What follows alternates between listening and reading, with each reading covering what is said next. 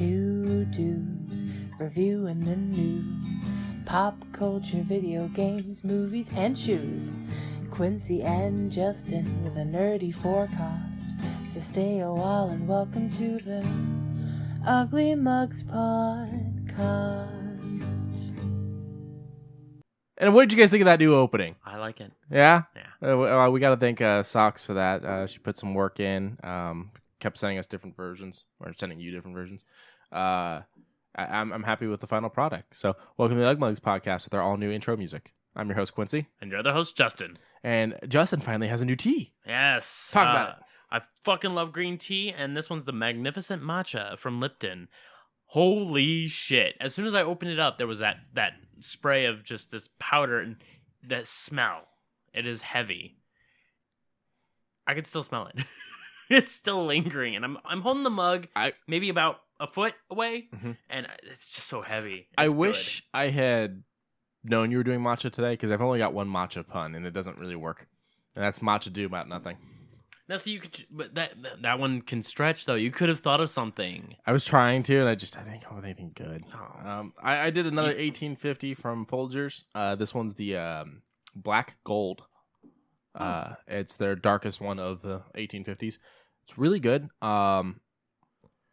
There's not much to say about it. There's a lot of dark ones out there. You're terrible. You're stealing my stick. You're stealing my stick. Hey, if you can't do it, I'll do it stick. for you. If you can't do it, I'll do it for you. There's a lot of dark ones out there that I don't feel are dark enough. And this one, again, for being like the darkest one, I'm like, darkness. I feel like Black Silk is still darker than this. Really? Yeah. There are other, that's the other. Isn't that the medium? No, Black Silk's a dark. Oh, okay. Yeah, Black Silk's a dark. But it normally comes in like those little containers because people don't really buy it in like the big ones.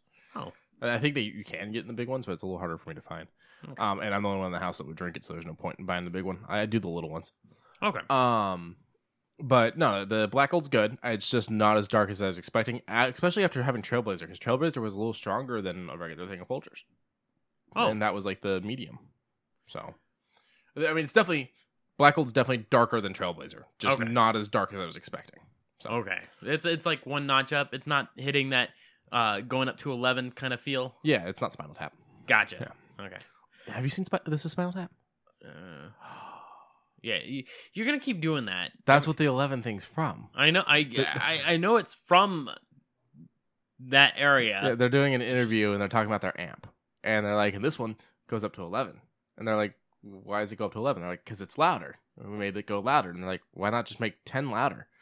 And they're like, but this goes to 11. Yeah. Yeah. Okay. That'll be one for a later date, but that one's kind of long. Is it? I think so, if I remember correctly. It's a longer one. Like, I know White Herb just slid onto fucking Netflix, so I'll it? Yeah, it did. Okay, so that may be a homework one then. Yeah, I'll think about it. At 3 hours. Oh. Tombstone's so much better, too. Okay, well then can we just do like Tombstone, like 310 to Yuma or something? We could do that. Yeah. And then we could have a day where we do that, and then you can watch Wyatt Earp on your own time, just remembering that it was made to fight Tombstone. No, After Tombstone. It came out after because of how long it took them to make the damn thing. Oh, shit. But it happened because Costner was working on Tombstone. He was going to be Wyatt Earp and wanted to change the script, and they wouldn't let him, and he went, fuck you, I'm going to go make my own. Oh. And left to go make Wyatt Earp. Oh, okay. Yeah. So last week's movies. They were... I really, really, really, really respect Tommy Lee Jones. Hold on, before we get to this, I take back what I said. This Spinal Tap's only an hour 22. Oh. Yeah. I remember it being so much longer. Oh, shit. I can breathe through that. Yeah. We did U.S. Marshals and The Fugitive. Yeah, Fugitive first, because that's chronological. Yeah. Let's see what I got on IMDb. Oh, no, there's no IMDb here. It didn't give us any of the ratings. Not even Google users. I just spilled coffee on my crotch. Not even Google users. I'm gonna pause them? No, I'm good. Okay. So, The Fugitive with Tommy Lee Jones and Harrison Ford, both very great in their roles. Mm-hmm. I didn't kill my wife. I don't care. Because all he was doing was just his job. Yeah. It's not my job to decide whether or not you're innocent. It's my job to catch you because you're a fugitive. Yeah. And a lot of the spots were really nice. There wasn't any like downtime. No, it's pretty much go. It's pretty much go. And then even when there was that downtime, like him going into the hospital to get the records, and then he gets kind of caught up helping out the kid. Yeah. And it's like, okay. And when the nurse, I think it was a nurse. It was a doctor, but yeah. Okay. When she was like, "What'd you do to that kid's thing?" and then took his ID and was like, "You stay right here." Yeah. And then she walks off and he leaves. He's just like, I'm out. Okay. Slap the cuffs on me. But other than that, it's a really good movie. I love that like the first half of this movie is he escapes the train, makes it all the way up here just to have to jump off this thing and go down the river to go back past where he escaped from the train and all that shit. I'm like, and all right. Yeah, and another little tiny tidbit, his friend doctor, the one who Dr. Friend, yeah. Dr. Friend, Yeah. I forget his name. Friend doctor.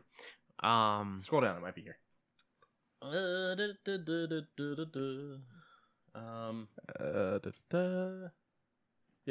Charles Nichols. Okay. Well, even still, Dr. Nichols was Nichols.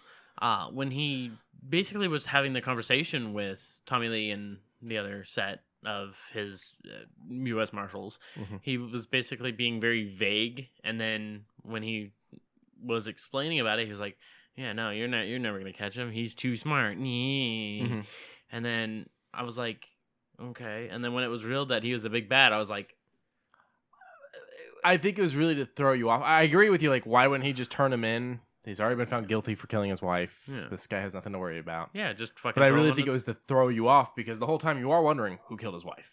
Yeah. Because it wasn't Harrison. No, of course not. There's one issue I always took with this one because of the sequel, especially now realizing it is a sequel. His other marshals play such a big role in the sequel. They have more lines. They're more present. Versus this one, it's very much Tommy Lee Jones, man on his own, despite having a team of people that he doesn't really use. Yeah, it's just him, a loose cop on the edge. So this is based off of the TV show. The TV show it's based off of ran for 4 seasons, and it was the first TV show to actually have an ending, because it does end with him finding the person that killed his wife. Good. Also, it transcended from black to white into color because of how long it ran. Oh, yeah, neat. Did we want to get Rotten Tomatoes and all that for that last one? Oh, it was 7.8 on IMDb. Yeah, 7.8 on IMDb. Let's see if we can get Rotten. See, it's not giving it there. That's weird. Oh, wow, 96%. Yeah, this movie's looked at very highly, especially because of Tommy Lee Jones's speech. Oh, yeah. When he's talking about like how fast the average man runs and all that shit. He gets a lot of credit for that. Tommy knows how to talk. Yes. I if he ever had a role where he didn't need to speak, I think there would be an issue with the movie. Like that'd be the first, like it would knock off so many points. And he just kind of has this, even with like the simple lines, like Men in Black. I want to get my gun back. You know, the little things, you know. Yeah, the quick quips. Yeah, but also, eat me! Eat me! He did win an Oscar for The Fugitive. Oh. Yeah, so for Best Actor in a Supporting Role. And I think... Supporting, really? Yeah, because they look at Ford as the main character because it's his character story. I get it. So he did win Best Actor, or not Best Actor, Best Supporting Actor. And I think he deserves it. It kind of bugs me that there wasn't something before this that he got, but that happens with a lot of actors. I mean, shit, look at Leo. Yep. Took a movie where he doesn't talk to fucking finally win. Shit. So. But 96, I'm pretty up there. I would say 96? It's a good stern 9 out of 10 from me. Like, okay. It's very strong movie. Even as I said, even when it's trying to be slow, it still kind of keeps you engrossed. Yeah. And while there were moments in there that you want to chuckle at, like, I didn't kill my wife. I don't care. It wasn't like, let's be goofy and funny for a second. No, it was like a real fucking scene. Yeah, it was I'm just doing my job, man. Come on. Like, I'm not here to kill you. Yeah. I have no reason to kill you. I just want to catch you. Now, what I find interesting is the guy that directed this didn't really direct much else. He had a couple things, but they were small. He was more of an editor. Yeah. And he's done things like editing on like the more recent Bond movies and stuff like that. Am I going to find it here? No, I got to go to IMDb. Yeah, it'd be better for it. Yeah. So... Because I remember we talked about that, and we were mentioning that the director had only done maybe 3 things. Right there, Andrew Davis. Yeah. So. Oh, sorry. Maybe it wasn't this one. Maybe it was the sequel. U.S. I think it was U.S. Marshal. That was the case. Yeah. No. Director for this has actually done a lot. Or not a lot, but a little bit more. A little bit more. Started off in 1978 with Stony Island, and is currently working on something called Dust. And he just finished something else too. Ooh, Charles Arthur Floyd, a real-life Robin Hood who robbed banks throughout the Midwest to save the poor struggling to survive during the Great Depression. Fuck yeah, that's a story I'm interested in. You know what? Yeah. That'll be a... From the director of fucking The Fugitive. He had Holes. That was his big one, I think. Yeah, he directed Holes. Shia LaBeouf, based off the book. That's right. Yeah. But yeah, I think it was U.S. Marshals, actually, I was thinking of that hasn't actually directed it nearly as much as we would expect. Back when I was in school, it was either Holes or Grave of the Fireflies. Ooh, Lord of the Flies. So I moved around a lot, and when I moved out here, it was my second or third school for 4th grade. Oh. Because I moved so much. So when I showed up, the classes out here were already halfway through Holes. So I never read it. Oh. The Lord of the Flies I actually read in high school. Yeah. So I have read that one. So I've had a shitty, Nevada high schools. The Nevada school system sucks. I'm not gonna go against that. I had a shitty counselor my sophomore year, and that was the other thing. I had a different counselor every year. Even without my counselors, like, they didn't leave. Most of them stayed. Uh-oh, you're making faces at the T. Oh, it's just strong. Oh, okay. My counselors never left. It's just they constantly changed who your counselor was. Every year I had a different counselor. Oh. And so my counselor for my sophomore year, she described going into American Lit as taking something harder than what I was already taking, and that English 3 is what everyone else takes. And it's not exactly true. Most of the people that I should have been with went into American Lit. English 3 was for the people that were not doing well, barely passed English 2, stuff like that. I actually, despite being dyslexic, kicked ass in English 2 because I had a teacher that cared. One of the few times I actually had a teacher that actually gave a shit, and it's because she has dyslexia too. And she taught the fuck out of me, dude. Like, she got me through so much shit, made me do this insane fucking report throughout the entire school year that was probably a good inch fucking thick by the time it was done. All right. So my counselor led me down the wrong path, and I took fucking English 3. So we did things like we read The Crucible, but that took 3 months of the fucking school year. And the teacher also slacked off so much that it got to the point that we didn't actually read the book for the most part. He just fucking speed read it to the class to get through it because he had to get the books back because a different class needed them. Then told us to do a book report, but to cite the pages despite us not having the fucking books. And I called him out on it. And he's like, well, you can use have resources to use. I'm like, what, Spark Notes? They don't give you page numbers. And he's like, they don't? And he gets on his computer, pulls it up, and he goes, oh, they don't. And so he changed the assignment. Oh, yeah. Jesus. So until I was actually I took World Lit senior year, and that's where I read a fuck ton of the classics that I should have already fucking read. But yet again, I had a teacher at that point that cared. Okay. So let's move on to the second one, U.S. Marshals. I always say U.S. Marshal, forgetting there's an S. And then when you looked it up, you looked up U.S. Marshals, which brought up the U.S. Marshals rather than the movie. I had to do U.S. Marshals movie. So, what'd you think of this one? This one, a little less. I preferred The Fugitive more. Mm-hmm. U.S. Marshals does have its, every now and again, pretty good scenes. Wesley Snipes did really good. Wesley Snipes did a lot of really good that I feel like people kind of forget because they get so hung up on Blade, first of all. Blade, oh yes. And so they look at Trinity a lot. Yeah. And then there's the whole thing of him going to jail for tax evasion. And everyone just got so into that and making jokes about it that I think they kind of forgot Wesley Snipes was a good actor and did a lot of good roles. What else did he do? I'm curious. Demolition Man. with Stallone. That's it. That was the one I was thinking of. Obviously U.S. Marshals. Passenger 47? 47. Passenger something. I don't remember the number. White Man Can't Jump. Money Train, both of which have Woody Harrelson, but they play different characters in that. Oh wow, he's in the Coming to America sequel. Yeah, have you seen the set photos? No. Yeah, Eddie Murphy basically comes back from Africa because he hears he has a kid here. Oh, I didn't know he was in Expendables 3. They break him out of jail. That's okay. And he's sitting there and he's got a big beard and like, what were you in for? And he goes, tax evasion. Yeah, the Blade movies. Okay. Yeah, I mean, I can't remember if the Passenger one. Keep scrolling down. It's a little earlier, I think. There's Money Train. There's Simon Phoenix. Demolition Man. Phoenix! Yeah, keep going. Passenger 57. There we go. Yeah, White Men Can't Jump. That one's pretty good. Have you seen that one? Hit him, Woody Harrelson. Both kind of con artist type guys, but this whole thing is like they're both really good at basketball. So they're making money off of it, and they get in a fight, and the whole thing is white men can't jump. So Woody Harrelson at one point loses all his money when he gets in an argument with Wesley. And he's like, "No, I can dunk. I can do it," and he can't. And so Wesley can. And then they went on to do Money Train, where they play brothers. And they robbed the Money Train. Oh, okay. It's a big train in New York full of money.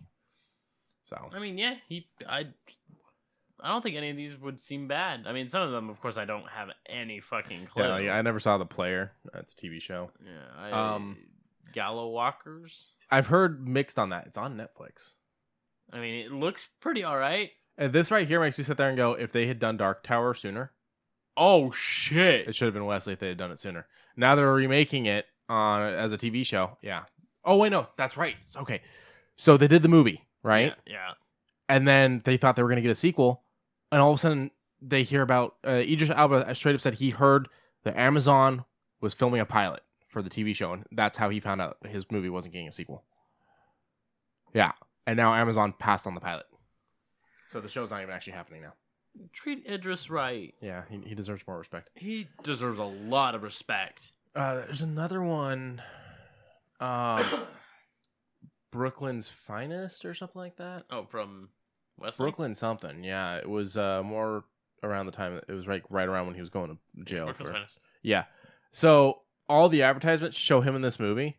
He's barely in this movie. Oh, with Ethan Hawke. Yeah, it's more of an Ethan Hawke movie. And okay. even Ethan Hawke's not in it as much as I would like because I'm obsessed with Ethan Hawke movies. Okay. But that one was okay. Don Cheadle was in it. He did really well. Who else? Yeah, Jay-Z did songs for it. Oh. Wow. Yeah. Okay, yeah, I can fuck with that. Back over to U.S. Marshals. I got a 20-something here. Let me pull it all the way back real quick. One more, I think. Yeah, I got a 20-something on Rotten Tomatoes. 26. I don't think that's fair. I really like it, but I feel like that's way too low. I would give it a stern 5. And the reason, like a 50%. Yeah, 50% down the middle of the road. I give it that just because I feel like it didn't push Tommy to his limit that he did for The Fugitive. Yeah. Like, there were a few good lines, but then it was just... They kind of make you think you're going to have this whole moment of him, like, trudging through the swamp, and then you don't get that. No. And then you get Wesley Snipes' character shooting a spotlight on the front of a boat, and then the guy jumps off, and then, oh, I just shot at a guy. I get to leave again. Bye. Yeah. And then there was a lot of MacGuffin this, MacGuffin that. I didn't like all the secret agent bullshit. That gunked up the movie way too fucking much, but it was also a way to get Downey Jr.'s character in, because if it was like he was a cop, they're not going to let a regular cop run around with U.S. Marshals. You're right. So it needed to be an agency thing, but I feel like they put too much focus on that. Now, see, if it was toned back a little bit, it was like he knew something, like maybe, I know it's going to sound really weird, but maybe like a sleeper agent. Yeah. If it was a sleeper agent that got awoken, did a terrible crime, and then got caught after. But I feel like that, while a decent story, would still feel weird as a sequel to The Fugitive. And that's where the problem really is, because it wasn't even so much that the secret agent stuff was all this weirdness. I mean, it was, but it was really weird in the world of The Fugitive. You know? I think that was the big issue. I mean, However, did you see the twist ending coming? no, I didn't. And that was pretty good, right? That was pretty And good. that gets a lot of points for me. Yeah. Pretty young Robert Downey Jr. Pretty kicking young. ass, doing well. Yeah, I mean, He was definitely in one of his very drugged out moments during this. Sadly, there was a day where he just straight up, or like a week where he just straight up didn't show up for filming. oh. Yeah. I mean, he looked fine. He did, and I'm glad he's come back from all that. Affleck actually recently talked that he's talked to Downey, and Downey's kind of helped him because Affleck's given up alcohol and is like trying to better himself and whatnot, and so the whole addiction thing, addicts help addicts type of thing. Mm-hmm. So he's talked that him and Downey have kind of worked a few things together. Right on, but yeah, it was a good movie. Just if it was on, I'd probably have it stick around in the background while I'm doing something, but No, not. you wouldn't be mad to see it again. No, but would I actively put it on? No, I'd still try and find something a little bit better. Gotcha. Now for The Fugitive, that one I might be a little more invested in. I'd be like, oh, The Fugitive, click, click, click. Yeah. So tonight's movies, we're finally going to do Near Dark because I have it. And Oh, I thought we were doing Gamblers. Did we decide that for this week? Maybe I think it that was was next week. Yeah, That's next week. I'm sorry. because we finally that got sneak peek. Yeah, we finally got. Yeah, you guys got a sneak peek. Okay, now you have to guess what Gambler movies. Oh god, there's so many now. Yeah, oh, good tease. Yeah. No, we're doing Near Dark because we finally got that, and we're gonna do Dusk Till Dawn. So it's Vampire Night. Oh, And- that's right. Yeah, you get to see Quentin Tarantino, George Clooney, Tom Savini in an acting role. Okay. Yeah, while also doing makeup. Danny Trejo. Oh, that's right. This was one of the big breaks for him, wasn't it? Kind of. He's never really been huge into the acting. Oh no, not until And he like says to this day, he still gets people calling him nonstop, offering him cameos and stuff like that. And he's like, I have a school. I teach FX makeup. That's what I want to do. really. Yeah. Oh. He's got a whole school. He designed, what's his face? The wrestler that changed his face at WWE. The creepy cult guy. Oh, the Fiend or Bray Yeah. Wyatt. He designed the Fiend's mask. Oh. And he did the mask, Wow. new Slipknot masks and things like that. So Oh, okay. Yeah, All right. he has a whole school he runs in like New York or some shit now. Okay. That's more what he enjoys doing. Speaking of the Fiend, literally right now, as we're speaking right now, I think it's Goldberg versus the Fiend for the championship. I know it's going to be an interesting match to watch, but the only downside is I know it's probably going to be over as soon as I'm done with this sentence. Well, the issue with the last one with Goldberg, he straight up admit he hurt himself right at the beginning. Oh, did he? Yeah, he hit his head wrong. When he did the one against The Undertaker, Oh, okay. he hit his head.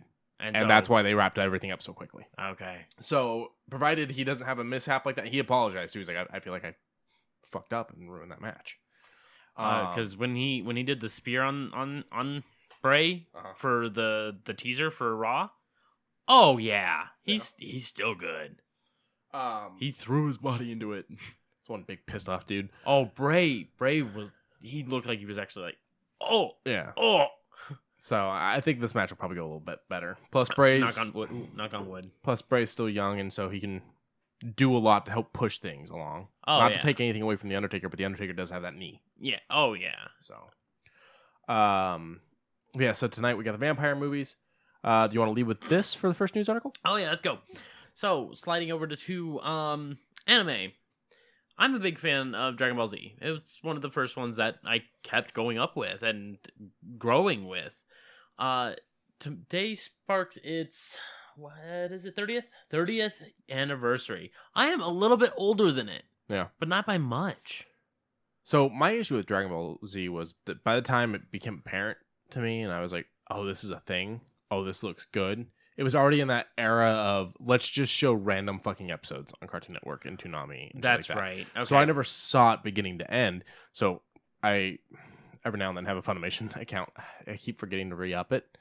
But what I've started doing is I've started with Dragon Ball, and I'm working my way through. Okay, it. you're doing it right because Dragon Ball has very minimal fillers. But I'm even gonna with skip GT. you don't know, yeah, no. I'm gonna do everything through Super. Super's good. I and like Super. Then I'll go back and see how bad GT is. No, don't waste the time. Don't waste time. Don't waste the time. I didn't like the artwork from what I saw. But it seemed like The costumes. Yeah, it seems that Toriyama really wanted to go back to the time when he was working on like Chrono Trigger, and all of his old SNES games, where those costumes kind of peek out, where you get the look of Robo, you get the look of all the main characters from that, and it's just like, I could see where you're wanting this, and then all of a sudden Goku doesn't have as much power as he used to. It looks like he's got to go back and do this. Okay, a lot of that's like heavy MacGuffin, and yeah, you don't waste the time. Watch something good like Demon Slayer or That's on my list. Oh yeah, no, you can watch it right now. To anyone listening to my voice, you can watch it right now. Crunchyroll for free. The only downside is a little bit of ads. Well, that and if you're a dubbed person, Crunchyroll only does subbed. They try and update it with their dubbed. Okay.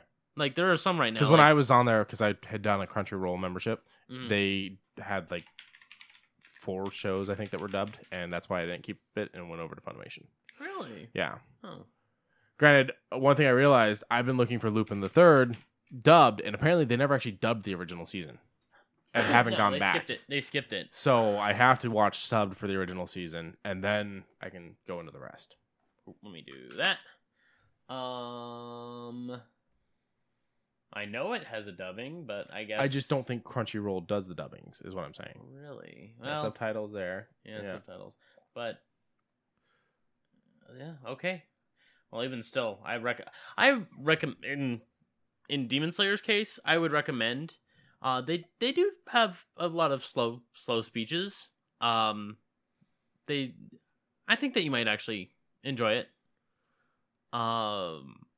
God, isn't there a dubbed version of it on Netflix though? Demon Slayer? Demon Slayer? No. Are you sure? Violet Evergarden. No. Devilman Crybaby, maybe, but no, not Demon Slayer unless you have Netflix up on your hand. Yeah, I'm pulling up right now just to double check. Because I'm pretty sure Demon Slayer isn't.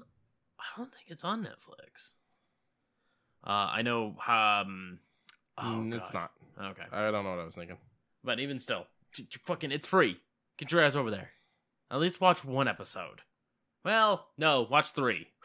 That's my golden rule for animes or TV shows. Watch 3 episodes. If it can't pull you in the first 3, don't worry about it. What I hate is that Lost did it in the first fucking 3, and there I was sitting week after week after week with that downhill fucking. Okay, well, back to what I was saying about the 30-year. Funimation did a box set, a full Blu-ray box set. It's beautiful looking. It's got all the sagas wrapped up in their own individual case. Vegeta, Frieza, Cell, Boo. All wrapped up in these nice hardbacks. Which then comes in a box. Comes in a very fucking nice, what looks to be carbon fiber-esque box. It comes with a nice full-sized hard art book. 37 Blu-ray discs. That's a lot of Blu-ray discs. That's a lot of Blu-ray discs. That's a lot of hours. That is a lot of hours. It comes with a figure of Goku holding a Dragon Ball. Non-colored, so... No, it's going to be colored. It's just... Oh, full colored image coming soon. Yeah, okay. it's the pre-purchase. And gotcha. So what sucks about this is we wanted to get you this information. It's already sold out. Yep. 6,000 units at $349.99. Yeah, $349.99. All 6,000 units are sold the fuck out. Yeah. I'm assuming if this sold fast enough, they'll do another run. I guarantee it. It would be.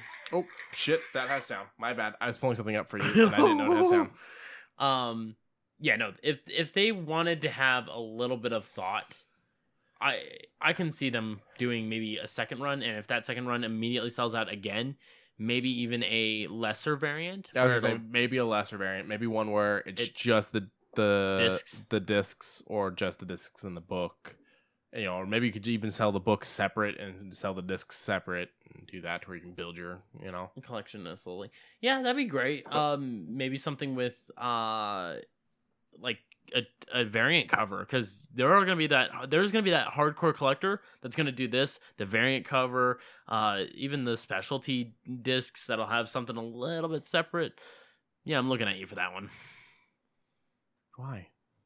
Because you said it yourself. You purchased multiple because this has different special features that others don't. Call me out. No, the issue was with the bonds because That's it. They get rid of the old special features on the new release and then put new special features, so I keep them. But before we move on, AEW is going to be doing the Hot Ones game show. And the reason why I bring this up now is this was the easiest way for me to find because I can't remember her name. There's a wrestler that came out in a special costume, and she also did her little blip for this, for the Hot Ones thing, in that costume.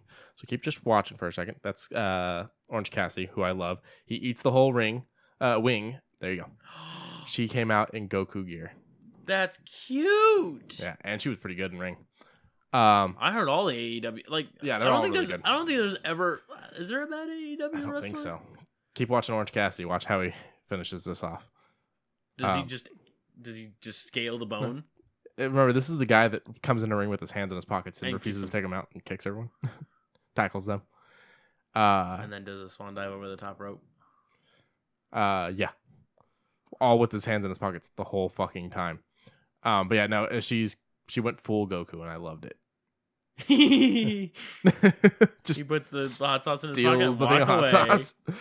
There's one scene where they're fighting. The people that Orange Cassidy's kind of partnered up with, the best friends, are fighting. I think it's the Lucha Brothers, and a door gets knocked open, and Orange Cassidy's just sitting there leaning against the wall with his hands in his hands in his pockets, and they just like close the door, and it was the door to the bathroom. So everyone's like, "What were you doing in there?" And the best friend's like, "He was just hanging out. just deal with it. He was hanging out." Let's see if I can find that wrestler's name for anyone that wants to look her up. Okay. What? Found her. There we go. Okay. Chris Statlander. Yeah. That's a nice last name. Yeah, and she does this whole like alien thing. I think it's Chris Statlander. Maybe Chris was the one she was fighting. Let me double check the other one. Okay. But we got some shoe news. Shoe news. So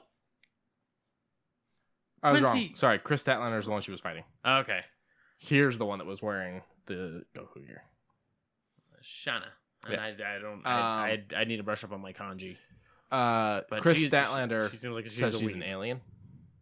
She comes in being all weird. She's got those markings on her face, and she goes and points at you, and she gets it closer and closer and closer, and then boops you on the nose. I think it's an ET thing because of the finger. Oh. So, with our shoe news, Quincy likes the James Bond. These shoes actually look pretty. Yeah, James Bond. Hey, sorry, let me try to do a Connery here. Bond, James Bond. Hello, Mrs. Moneypenny. Hello, Mrs. What the fuck? Yeah, no. These look like good running shoes. Yeah. And on the it's James Bond meets Adidas. Yeah. And they look very comfortable. On the tongue. They've got the gun barrel on the tongue. Yeah. It's very simplistic. Like there's nothing too outgoing on them. Which is Bond. And then 007 on the back, on the heel. So it's very classical. A little bit of shatter on the sole of the shoe. It's just there's not much to really say about them. They look nice. They're very clean. Like they're very much an athletic shoe, though. This is not like supposed to be a daily wear shoe. Yeah. No, yeah. This isn't meant for Do the we have suit. a release or price or anything? April 10th. I just clicked on this, see if it moves anything with price. No, it doesn't. No. Give me a second, I'll get something. But, I mean, as I said, it kind of bums me out that they're simplistic. But hopefully when they release on that date, or maybe a little bit sooner. Grab a detailed look at these feet right here. They're expected to drop closer to the April 10th release date of the movie, is what that says. Okay. Yeah. That's what I was trying to read. So April 10th is not the confirmed release date. They're going to drop sometime around that. So it's the Ultra Boost 20 also, for anyone that knows what those are. That's the shoe that they did the Adidas version of. So we probably take the price of that and then just amplify it. Okay, so they're about $100 to $180. Yeah, depending on style or variant. So the Bond ones will probably push the 180. So I will not be getting a pair. Sadly. Sadly. There's a photo of the match when she was in it, and the Statlander just dropping her on her head. Jesus Christ. And Statlander's like big. Yeah, Not like she's just broad. tall. Yeah, She has tall, broad shoulders. She looks like she could punch her throat off while you're telling her she's beautiful. Hey, they're sexy. Ah! Yeah. And then she'd boop your face. And then I'm dead. But that's not all the shoe news we have. So, Quincy and I enjoy eating. Yes. We literally just ate hamburgers before doing this. Small ones, but still. I like food. We love food. We are. It's starting to show how much I like food. Yeah, same. I'm starting to get that back. But I digress. Quincy has had Kobe beef. Yes. I have not had Kobe beef. It's very good. I've heard. So, I don't know this brand's names. It is ASICS. Gel Light 3 Kobe beef inspired. Yeah, they look good. Yeah. I just don't know why the fuck you would get Kobe beef inspired shoe. They're like tan. They're I would say like a burnt peach. I don't think it's dark enough for that. Because peaches are a lot darker than that already. I spelled palette wrong. Yeah, like I saw on the lighter end. Yeah. Okay. Okay, I guess I can go with that. Now my issue is it's so light that's gonna show every scuff. And look at the material. Oh yeah, that's like a faux leather. Yeah, it's like a pleather. I like that you said pleather.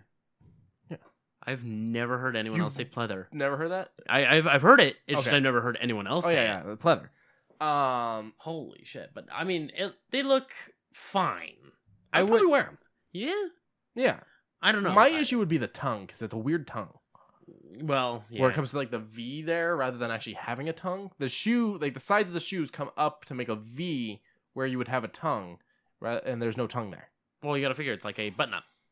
Okay, yeah, I guess that, yeah. Yeah, it's a button up but for your foot. This is some weird shit we're dealing with decent here. Laces, you know. Also, laces match the shoe like perfectly. Also, you just told me you enjoyed the beef tongue. Beef tongue is delicious. Yeah, where's the beef tongue? It's in your mouth. Bam. So, I'm a firm believer in don't waste any part of the animal. Use it all.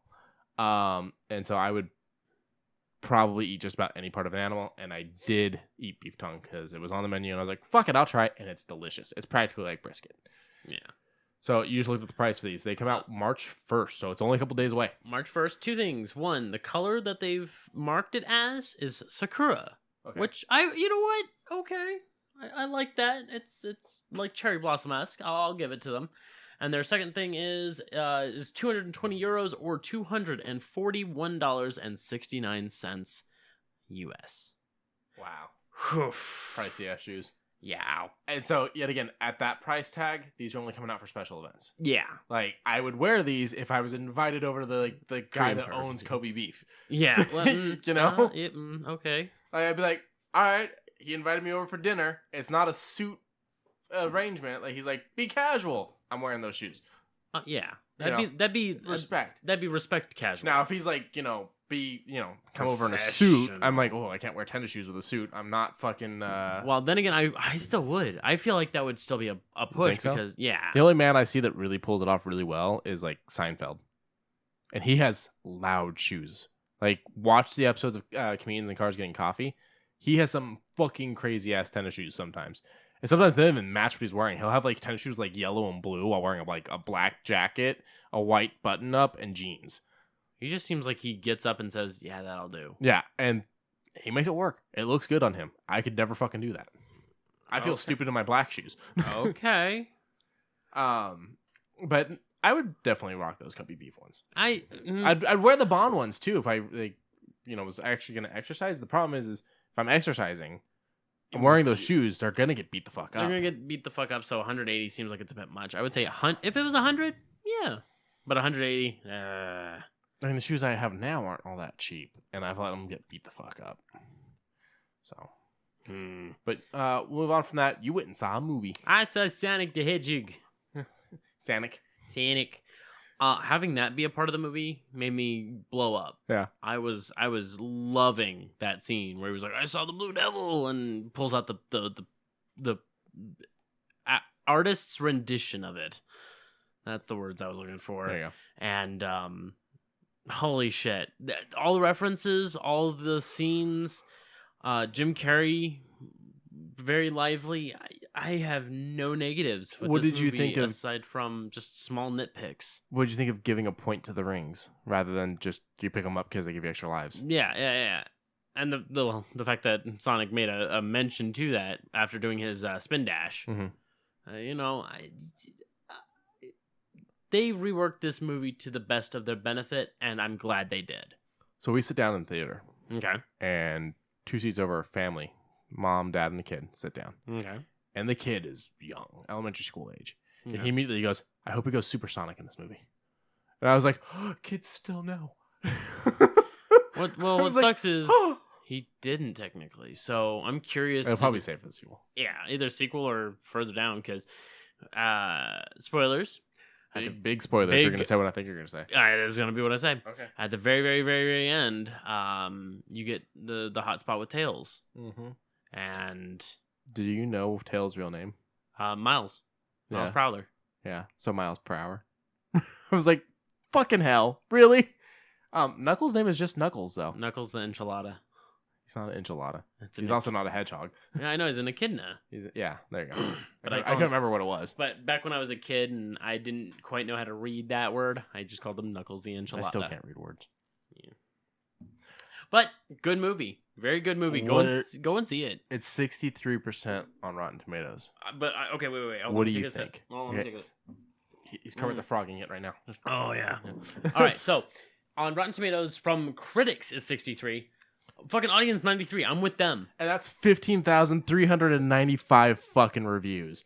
Tell me those 194 critics aren't wrong because they went and saw a kid's movie as an adult that looks at everything for an Oscar worthiness. Let's be fucking honest. God. Jim Carrey, when the mustache finally goes nuts, shaves his head, has the big goggles, even though one of them's broken. Now that makes me wonder for the sequel. I mean, everyone already saw that during the trailer, so I mean, it's not really a spoiler. No, it's not. But I'm curious if he is going to like get big. Well, I mean, like that. I don't know if they're going to, just because it might be hard to make it look the way people want it to look. Okay. Yeah, you're right. Without it looking goofy. They might pull the Sonic Adventure where he looks like gangly, but still have a bit of a I think broad he's fine body. the way he is, personally. Oh, I do too. I would leave it. God, all of his fucking rock reconnaissance. What did you think of the playlist for Anarchy? All of it was good. Do you want a latte? Of course I want a latte. You love the way you make them. They're perfect. Or they're delicious, whatever it was. Yeah, and then when he walks up to him, all right, pin yourself up against the wall. And he's just like, I haven't played as much Sonic as you. Oh, yeah. Are there other big villains? Yes. Do you think the sequel should be one of those, or should it be Robotnik comes back? Okay. Spoilers for the game. Knuckles gets tricked into kind of like how Punisher got pulled in. He gets tricked into going against the hero because he doesn't know any better. He's like, oh, that guy has something that I'm supposed to protect. He's evil. Kind of like that. Kind of like how the Punisher's like, Reptile. Was it No, the Lizard told Punisher, "Hey, he's evil."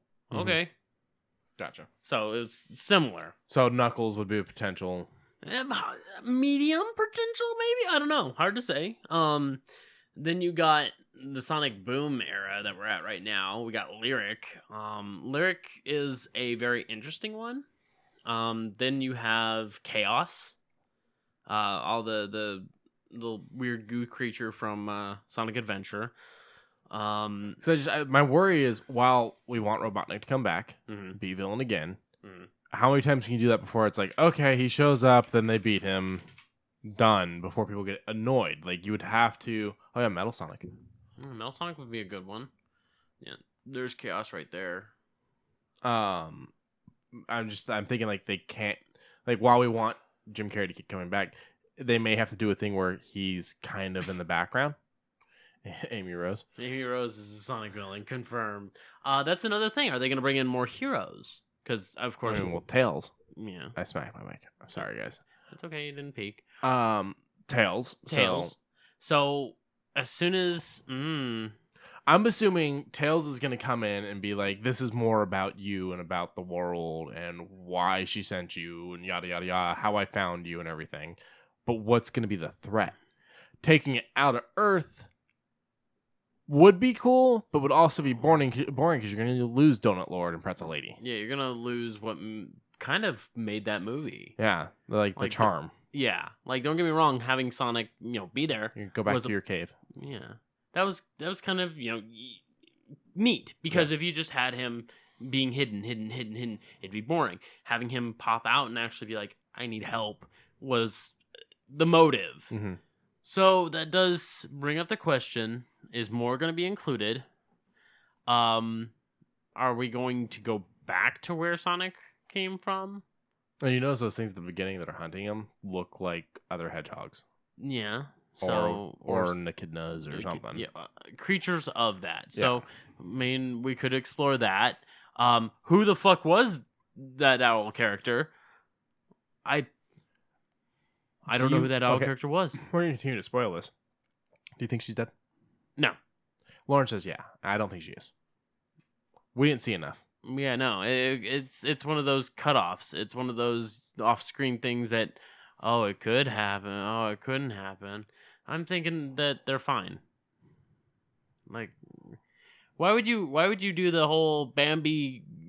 You hear the gunshot, but you don't see it happen until. Yeah, well, I mean, they are still trying to stay kid friendly too. And what was the rating on this?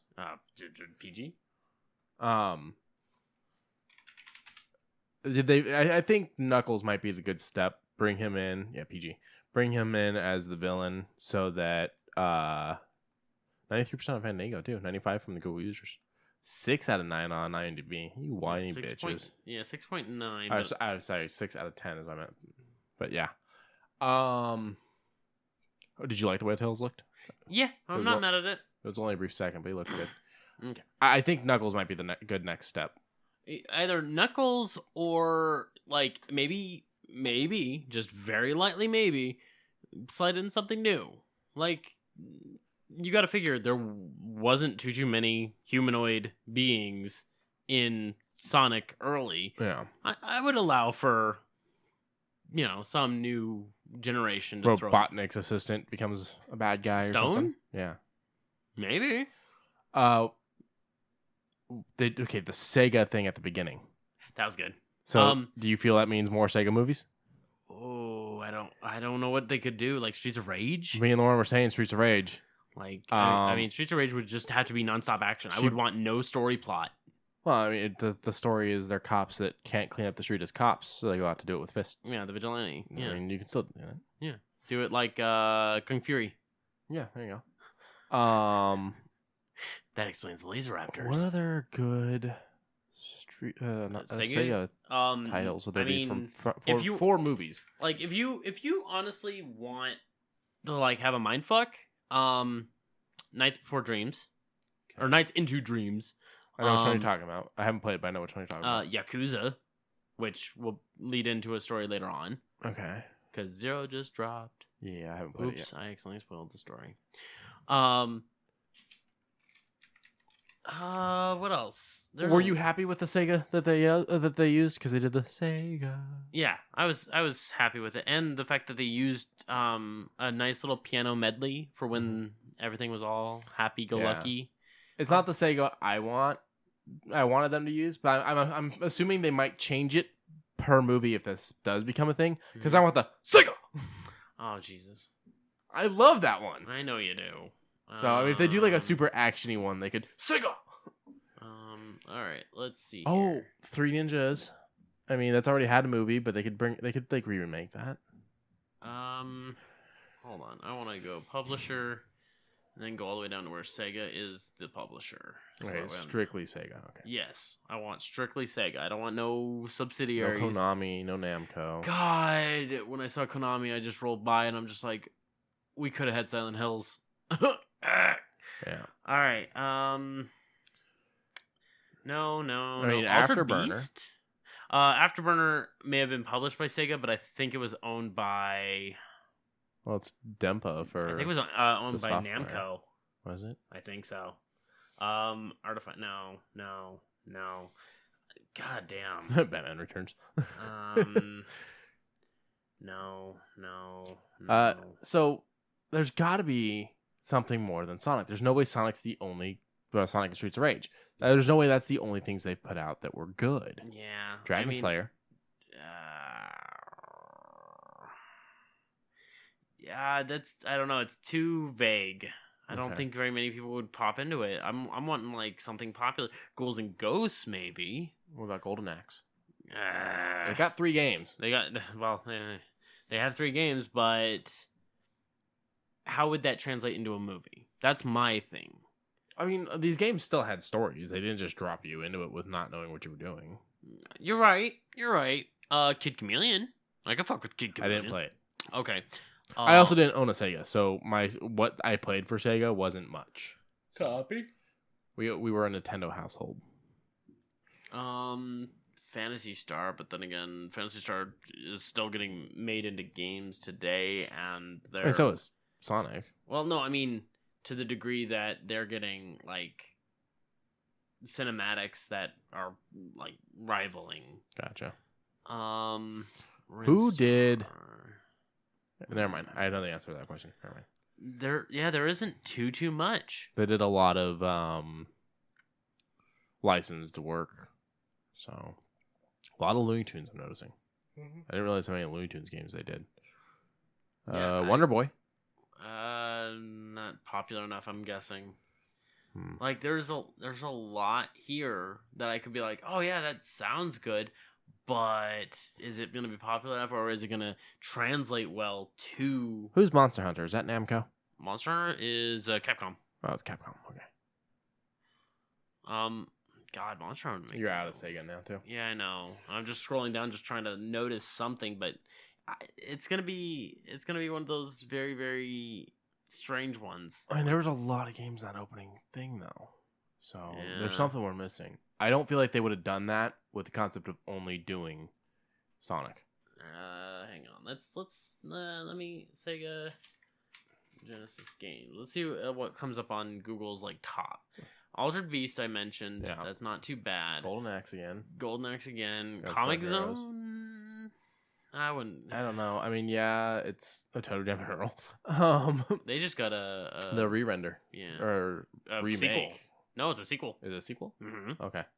I mean, with the comics one, it's available on current consoles. People definitely have played it. I just don't know that there's enough there to warrant putting millions of dollars to make a movie. Yeah, there's a lot here, but I don't know. As far as Sega goes, they don't have too much that could be easily implemented, and it's kind of sad. But hopefully they'll figure something out. Like maybe Sega might just be now into production, considering that CG was not bad. That CG was actually... Yeah, well, I mean, if you think about it, 2 Point Hospital is Sega. Is it? Mm-hmm. Oh. It's not just Sega, but 2 Point Hospital is Sega. And I know because I've been playing it a lot, and it starts with a very loud fucking ping when you boot it if you don't remember to turn the damn volume down. Yeah, it came out on Game Pass. I've been playing it. Yeah. I just want to see...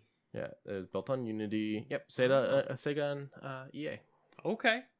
And then 2 Point Studios and Bullfrog. Yeah. That's very interesting. So very Sega's into publishing. So is Atari. Like that's how Atari came back. They came back as a publisher. Yeah, do you recommend 2 Point Hospital? Oh yeah, I'm enjoying it. It does piss me off a little bit because it's like, oh hey, you have so many people coming into the hospital, but you don't have enough staff to handle it. You don't have enough money. You can't close the doors to get the fucking people to stop coming in and just deal with what's there, you know. No, of course not. So, but I'm enjoying it. I'm on like my 4th hospital, so. I haven't played it a shit ton. I just kind of dicked around a little bit. So, And all I got left is what's been announced the last couple of bits, because right now we have PAX East going on, and it just started. There's no way we're gonna have anything now, but good news. The same trap we fell into last year. Eventually, it'll work out to where it happens before our damn podcast episode. Well, it's always gonna be that way because all of the conventions are on the weekends. It's a Thursday. I know. Thursday is not the weekend, and it's going all through the weekend. Fucker. So no matter what, this situation's always going to happen where it's going to be like, it just started, and then we'll have more for you next week. It's bullshit. Yeah, it's gonna be how it always is. We'll talk about it next week. But for what they announced so far, we will glue our eyeballs to the television screen and watch all of it. Oh yeah. We got a little bit more from Resident Evil 3. I love how it looks. Oh, it looks so good. So good. I'm so excited. Miss Chambers, how are you doing today? I'm very back and forth. I don't like bob cuts because I have that Karen thing, but the way they did it for both Ava and for Rebecca, I don't know why, it's fucking hot. It is some attractive. women can really pull it off. Yeah, and granted these are fake women, but they still really pull it off. Yeah, it doesn't make them look like Karens. Which do you think if they were to Wonder Twin power it, they'd become Super Karen? I don't want them to. Don't do this to me, Quincy. Now I'm debating on what I'm going to buy this on, because I bought the first remake, Resident Evil 2 remake, on my PlayStation 4. And other than that, in Spider-Man, I don't play anything on the 4. I don't even pay for PlayStation Now anymore. Yeah, I haven't played for Plus in years. Same. So I'm like, I could get it on Xbox, but it's like at the same time, it's a reason to play my PlayStation. But the thing is, the exclusives should be a reason to play, and they're just not releasing any exclusives I've really cared about. I mean, there was God of War, but that was a while ago. Yeah, we're going to eventually, at some point, get a sequel to Sunset Overdrive, but that's probably going to be next gen because that's nowhere near completed. So I'm really torn on what I'm going to buy this on, but I am buying it. I don't know. As of right this point in time, I felt completed playing the OG Resident Evil 2. When I saw you playing it, I was like, I already know where all the items are because I played the original so much. Now, I would have been like, yeah, I'll go through it. I'll probably do it on the hardest difficulty, but tofu mode.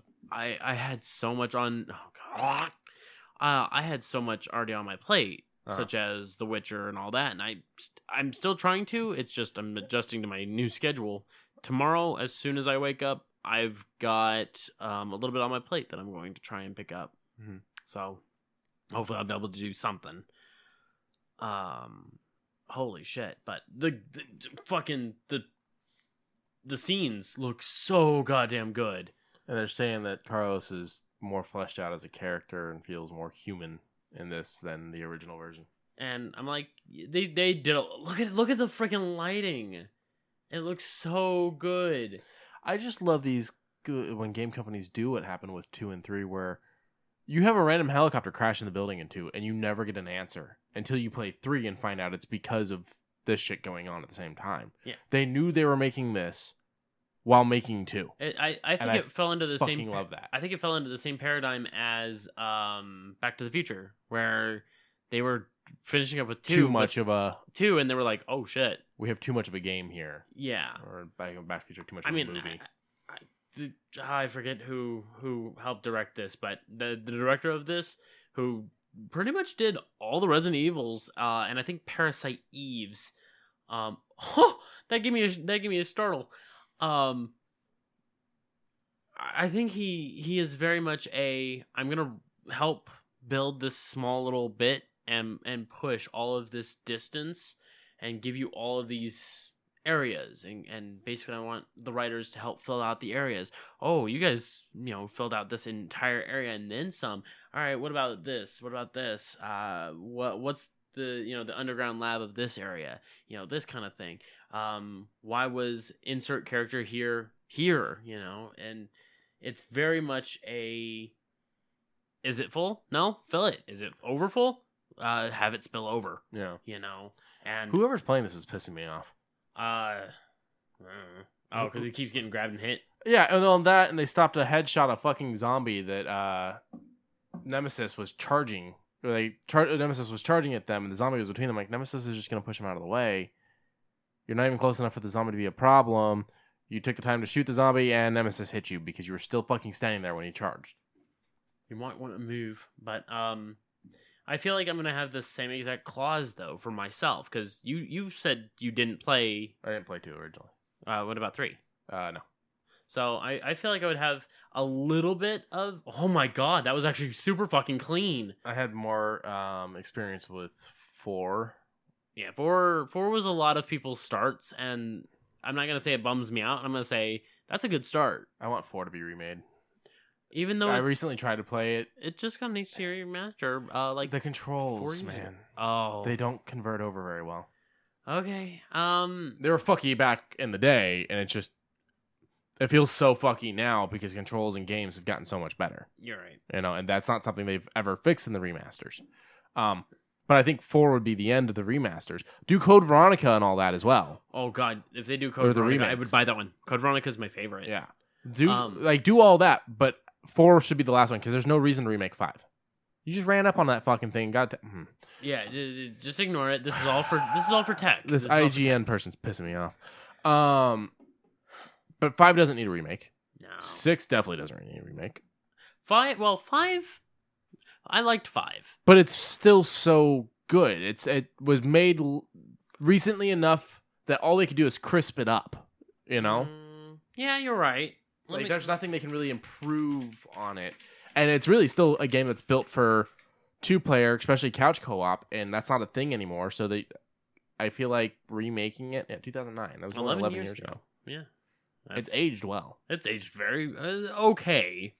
It was very much meant to be a 2-person game. Yes. And a 2-person couch co-op at that because of the way the shooting styles work for each character. Yes. The problem is no one couch co-ops anymore. Well, thanks to Steam, you can now do that. You can now couch co-op with anybody because of the I'm just saying people just don't. You're right. I'm not saying it's not an ability. It's like it's just not prominent. Everyone wants to be at their house on their couch. Yes, and now you can through Steam. I just wish that this ability was for Xbox and PS4 and all that. Yeah. Because do you have any idea how high Microsoft or Sony's stock would rise if they had that While we're type here, of... let's talk about how much Microsoft's pissed me the fuck off. See if you can find it. Just Xbox new dashboard look. Xbox One new dashboard look. Oh god. This one here? Oh no, that's how it was. Oh, actually, yeah, that one. Yeah, that's it. Tell me what you think of this, because I took to Twitter in a fucking fiery rage, and people are liking and sharing and retweeting and whatnot. It's one page now. Your most recent thing is top left corner. The things most recent after that run along next to it, and then under that is my games and apps, and then after that is advertisements, and then you scroll down to the store. Oh, that's like past ones. Oh, ooh, wow. That's classic 360. Okay, out of the 360 ones, that one was my favorite. This one? Yeah, but this one and this one were actually really good. Mm-hmm. I didn't like the original. Yeah, no, I didn't. But go back up so I can see that other screenshot because it doesn't look they're actually doing like a video of it. So then next you have store, then you have Game Pass, then you have community, and then you have your pinned stuff. You have to go almost completely to the bottom to get all your pinned apps, which the whole point in pinning them was so that I didn't have to sift through shit to find Netflix. Now Netflix is at the fucking bottom. I might as well just click down one, click my games and apps, go over to apps, and fucking find goddamn Netflix. Or press home and go to the pins and pop it up on the side. So, I do not like it. Okay. In fact, I will read you my tweet, and anyone that hears this that agrees. Or actually, I could just do this. What are you doing? Oh, you're just gonna pull it up? Yeah. Okay. Because it's easy. Yay! Oh. And it's not showing it. Go into tweets and replies. See if it's there. Yeah, right there. What did you do to my dashboard? This new look is horrible. I do have a typo in here, and I hate myself for it. That's fine. This new look is horrible. Put my Xbox back the way it was. Why is everything on one page? Why would you put my pins all the way at the bottom? This is all the games are so zoomed out on the library page. Yeah, that was where I fucked up. Saw it. So if you go to your library, put it back. It's like they've tried to fit like several games on one row now, rather than like the four that it was before. And then so all everything's down. like super zoomed out. So games that don't have their name like big on it, you gotta guess. You gotta kind of sit there and stare at the game for a minute to try to remember what the fuck game it is. Yeah, I'm at 3 retweets and 24 likes. Keep that going and go and yell at them yourself. I want them to realize they fucked up. Yeah. So people are asking if there's a way to revert it. Nothing I've seen. I haven't updated yet, so I'm gonna keep mine as long as I can. Auto updates. Remember that. Fuck, you're right. You probably turned auto updates on. It's updated. Yeah. And eventually, if you are out of date, they'll tell you need to update for you to keep doing certain. Yeah, functions, you're right. Just like cell phones. But yeah, I don't like it. I don't like it at all. Get off your Twitter. You're gonna be distracted the whole time we're doing the rest of this episode. Get off your Twitter. Yeah, you're right. All right, but yeah. Oh wow. Okay. I mean, it's to me, I like it. You like this better than the old version? A little bit. We'll go downstairs and we'll let you look at it after the episode. But. Okay, but as far as I'm looking at right now, if I can customize that background to have something custom without it being it's gonna do whatever game it is. Fuck. Never mind. They stopped doing themes years ago. Well, I don't necessarily want theme. I just want a custom. That's what it was called. It was themes. Oh. Your backgrounds were themes. Suck my ass. So this will show whatever game you have up. Okay. Well, fine. Whatever. I mean, it looks fine. I'm not mad. Whoa. What's that? I don't know. Oh, that's kind of cool. Yeah. Hold on. Give us. That actually looks super neat. It had like all these little tiny tidbits on the left and top. When was this posted? It says abandoned in 2017, but oh, so it was an abandoned look that was way better than what they're doing now. It's still scrolling down, and I don't like that. Oh. Not a big fan. Well, I'm sure with the pin stuff, I'm sure like with the pin things, they might throw it like up in the top set. That's what I would assume. Like, with the second comment I got on the Twitter post is that someone pointed out the fact of how much they're shoving advertisements in your face. Yeah, and that's very much what this feels like. It feels like you have to sift through all of our ads to get to the shit you want. Mm-hmm. And it's like, you don't want to do that. No. And you know me, I'm an Xbox supporter, I'm an Xbox lover. I'm neutral. I always hated the dashboard for PlayStation. I've never liked the PlayStation 4 dashboard. Yeah. It's a shit dashboard. It is kind of Although clunky. I get to do themes. Yeah, it is kind of clunky, but then again, you have your little custom one that, you're like, because... Yeah, it's Spider-Man. Before that was Skyfall, which didn't make any noise. It was just the cool skull mask type of thing from Skyfall. Oh, not Skyfall, Spectre. Oh, okay. Yeah. We got some opening cinematics from Baldur's Gate 3. So I was super hyped when I saw that there were... I keep forgetting what the fuck those flying... Tentacle ships are called. Hentai ships. Elidicathids. Sorry, these fuckers flying in on dragons. Yeah, they're flying in on dragons. They're trying to go up against these tentacle ships. And it's a good cinematic. I recommend watching it if you're a big fan of Dungeons & Dragons shit. You have a fucking mind flayer doing some serious mind flayer shit. Question, is the ship alive? Yes. And it is bound to the mind flayer. Okay. And then you have like people being like dusted into it, like they're touched by the tentacle and they turn to dust and they show up inside the ship. Yeah.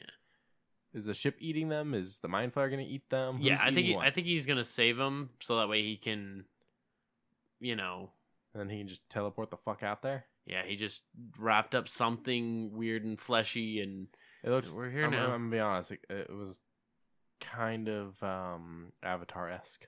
A little bit. More tentacly. And less hairbraidy. But I'm hype. We watched a little bit of the gameplay. I watched a lot of the gameplay. It is still the turn-based stylings. Mm-hmm. It is more story-driven than the previous ones. It is pretty. Why do you think they waited so long to do another one? Either timing, funding. I don't know. There is a lot of factors that could be a part of this. Like, no interest. Writers got fired. I don't know. Guys, the studio took a break for a This little just bit. seems like such a weird thing, especially for Wizards of the Coast. And how many years now people have been getting more and more D&D obsessed for them to sit back and... Maybe because other D&D styled things were coming out, such as like Pillars of Eternity and Divinity. Mm-hmm. Maybe they just took a step back and said, "You guys can have this here, or you guys can have this moment. We'll come in a little later, or we're still working on our project." Maybe this game was gonna be that damn big, because Daggerfall back on PC back in '94. That was a huge fucking game for its time. So, I mean, I'm hoping it's a biggin. Yop. That's a big one. It's a biggin. But the opening cinematic and a little bit of gameplay is on IGN if you want to take a peek. Mostly cinematic, though. Mostly cinematic. Oh, I mean, an hour of gameplay. Oh, I didn't know they had... I thought the gameplay was in the cinematic video, so I was going to say we watched mostly cinematic. Okay, an hour gameplay. That's really good. Yeah. And full customization on characters? Full, big majority. It's not like Code Vein or Dark Souls levels where you can make your skin color bright blue or otherwise, but I was playing Ark last night, and I just maxed out everything when making the character. I'm happy you're playing Ark, but at the same time... I died. Yeah. Oh, yeah. That is a game you don't get to live in. I just said fuck it. I wanted to see what combat was like, and I just ran up and attacked a Triceratops Rex. It's very pretty. It runs very well on the console. I was surprised. Oh yeah, and the cool thing about it is if you're running one of the first generations, how it has a lower graphics card, you can actually turn down the graphics a little bit, so your console can run a little bit better. You can turn down post processing. No chopping, nothing. It ran great. Yeah. I built a little hut. I'm curious to know how like certain feats are gonna work, because there are two. This is D&D oriented. Mm-hmm. I don't know what the fuck that is. It's It's another type of creature. I get that. Scroll. Pretty much. Just minus But the chin. I really want to know all of these new races, because it's a bigger Baldur's Gate. So that means that there's probably another convergence of a sort. So there's a post-divergence of more planes moving into the material plane. And I'm super keen on wanting to learn that. Sorry I ranted. No, you're fine. I mean, I've ranted back plenty. And you get to choose a nice little feat.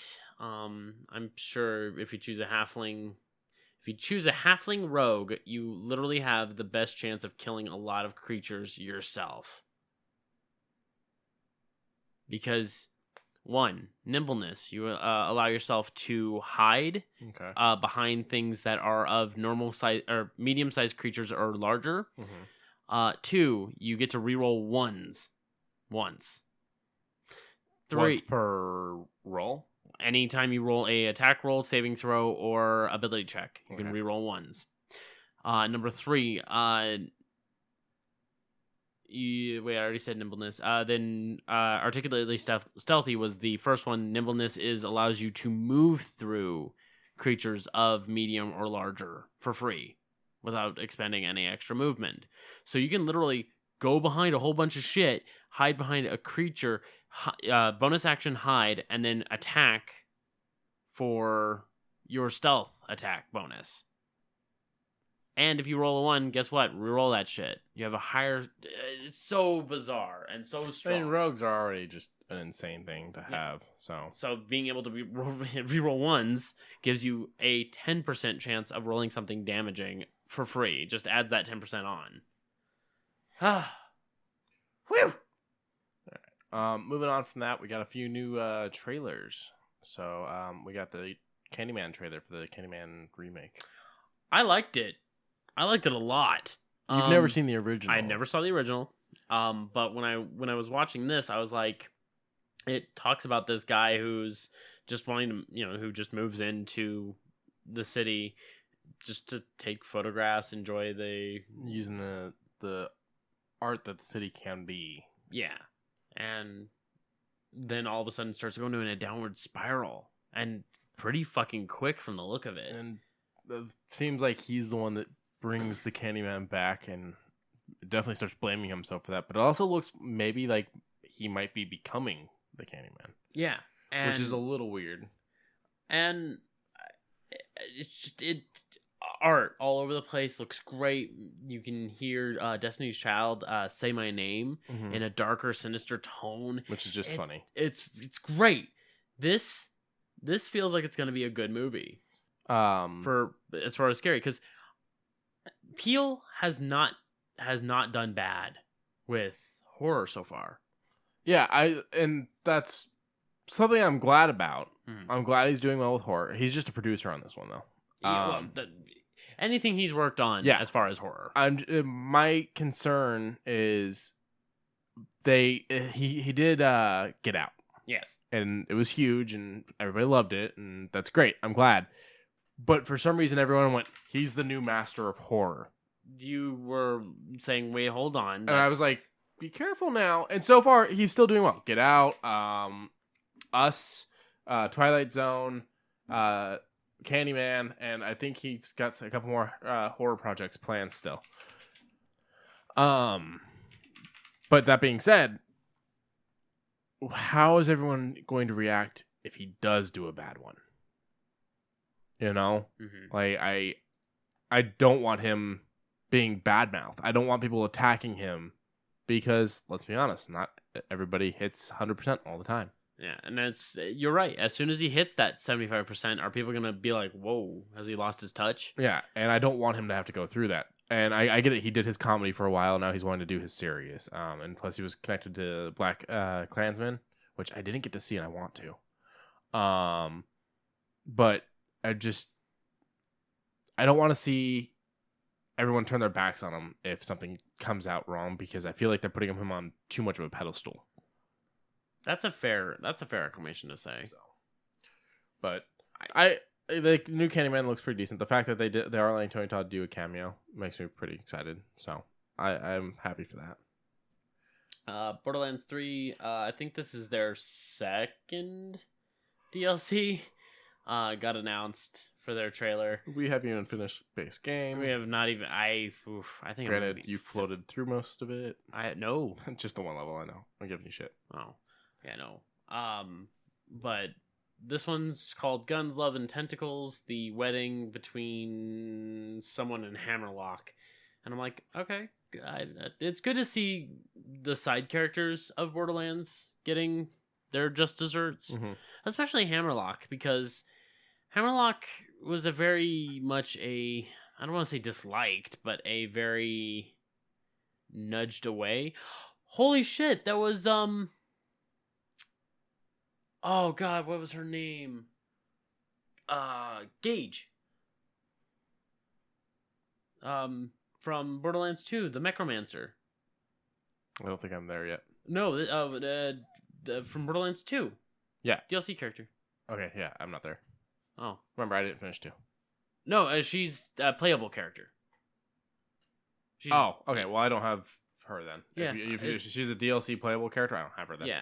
Her and Krieg, the Psycho. That's kind of cool. Yeah. I mean, considering it's not a choice-based game, your past playable characters definitely can show up. Oh, That's yeah. not a problem.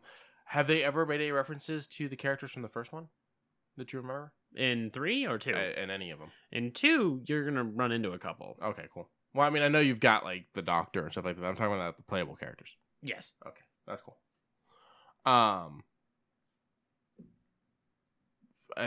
in the realm of games, they added a couple more things to Game Pass, things we had already talked about. Yakuza 0. Hell yeah! Which I will play. 2 Point Hospital, which I'm already pretty far into. Wasteland Remastered, which I plan on playing. Jackbox 3, which I hope to play. I didn't get to play Jackbox 2 before they took it off. Kingdom Hearts 3, I need to get through the other Kingdom Hearts still. I'll get there. The big complaint I heard about Kingdom Hearts 3 is they went hard on Pixar and kind of ignored the rest of the Disney. And the rest of the Disney had been such a big part in the previous games, and now suddenly they're kind of ignored. Yeah, because, I mean, Big Hero 6 felt like a weird nudging, and when I heard about it, I was like, oh, really? I'm okay Big with Hero it. 6 isn't even Pixar, is it? I don't think it is. I don't know. But I was just saying that it was a weird pick. They did go with Frozen. I know that. Frozen and Tangled, which aren't Pixar. So there at least there's those. Yeah. But they Toy Story. And what was it? There was a couple other Pixar ones, I think. 32. Toy Box. Okay, yeah, Monsters Inc. Pirates of the Caribbean 3, which is interesting. Frozen, Tangled, and Hercules. Okay. Okay.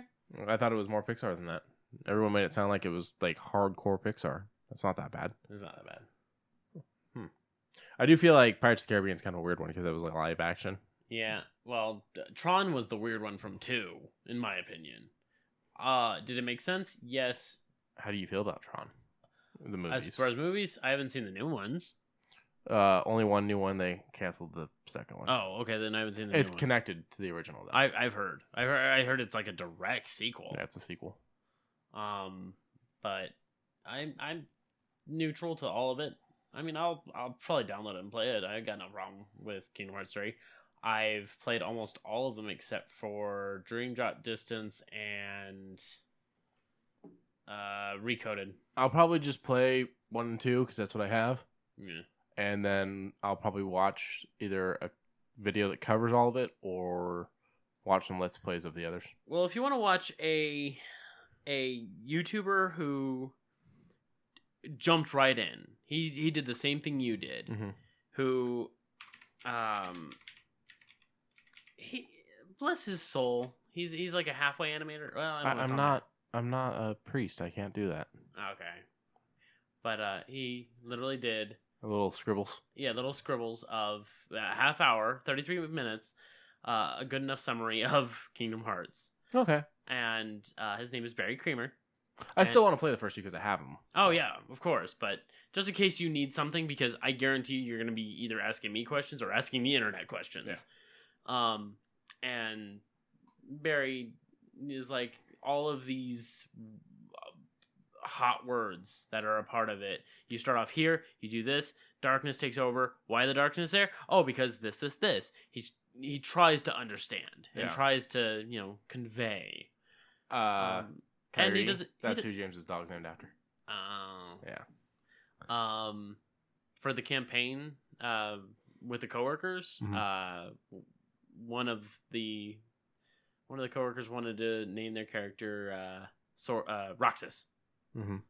Which is the character from Kingdom Hearts 2. It was such a weird concept. Let's take Final Fantasy and cross it with Disney and see how it turns out. And it turned out... It was very awkward, I will say, because everyone's like, this is a young Waka, this is a young Tidus. Wait, what are you doing? Yeah. This is weird. And apparently, they had this game wanting to connect with like Kingdom Hearts, or not Kingdom Final Fantasy X and all that, and I was like, no. And then when Squall showed up, he was like, yeah, I was like, no, just let them be separate. Mickey Mouse, separate. Now, from what I understand, Donald sucks at being a healer. He's either too good or too bad. There's no middle ground. Okay. He's either throwing all your potions away or using up all his mana and then using all the potions. There's a way to tune him back through like an auto setting kind of thing, but yeah, no, it'll be something I dive into. So. Oh yeah, but back over to Borderlands 3. New DLC. I believe this is their second one, and you get 4 if you're with the season pass, which I think we are. We went with the deluxe edition, which I don't think came with the season pass. It just came with the extra beginning stuff. Oh. Because I think the one that came with the season pass was like $80 or $100, something like that. We went to the... Yeah, we did the $80 We did the $80 one, so I think the season pass one was a $100 one. Okay. Well, even still, Guns, Love, and Tentacles, the wedding of... Let me go get the name.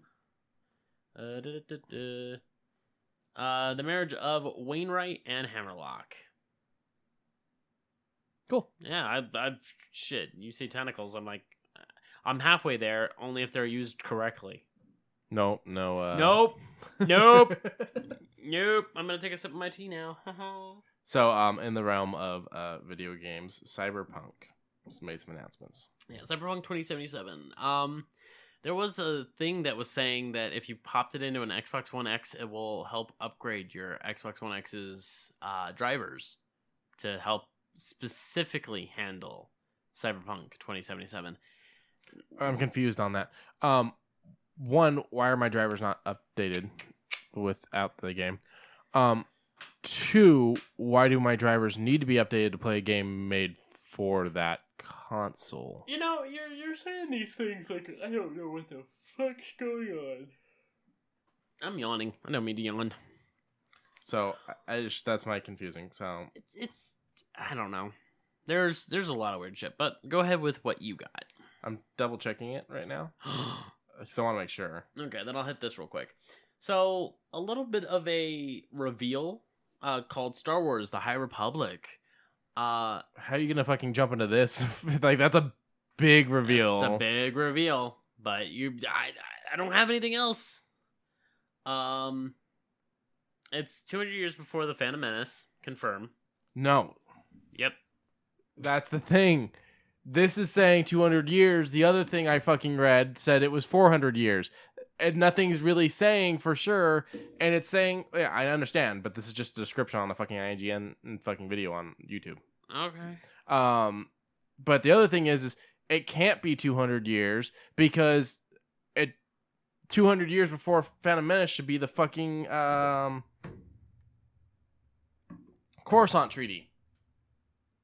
This isn't. So what? We're gonna read and watch about the Coruscant Treaty? I don't know.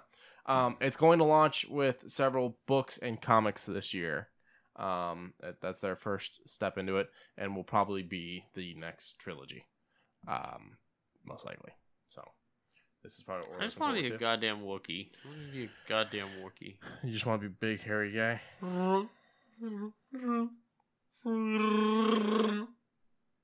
Trying to find this stuff.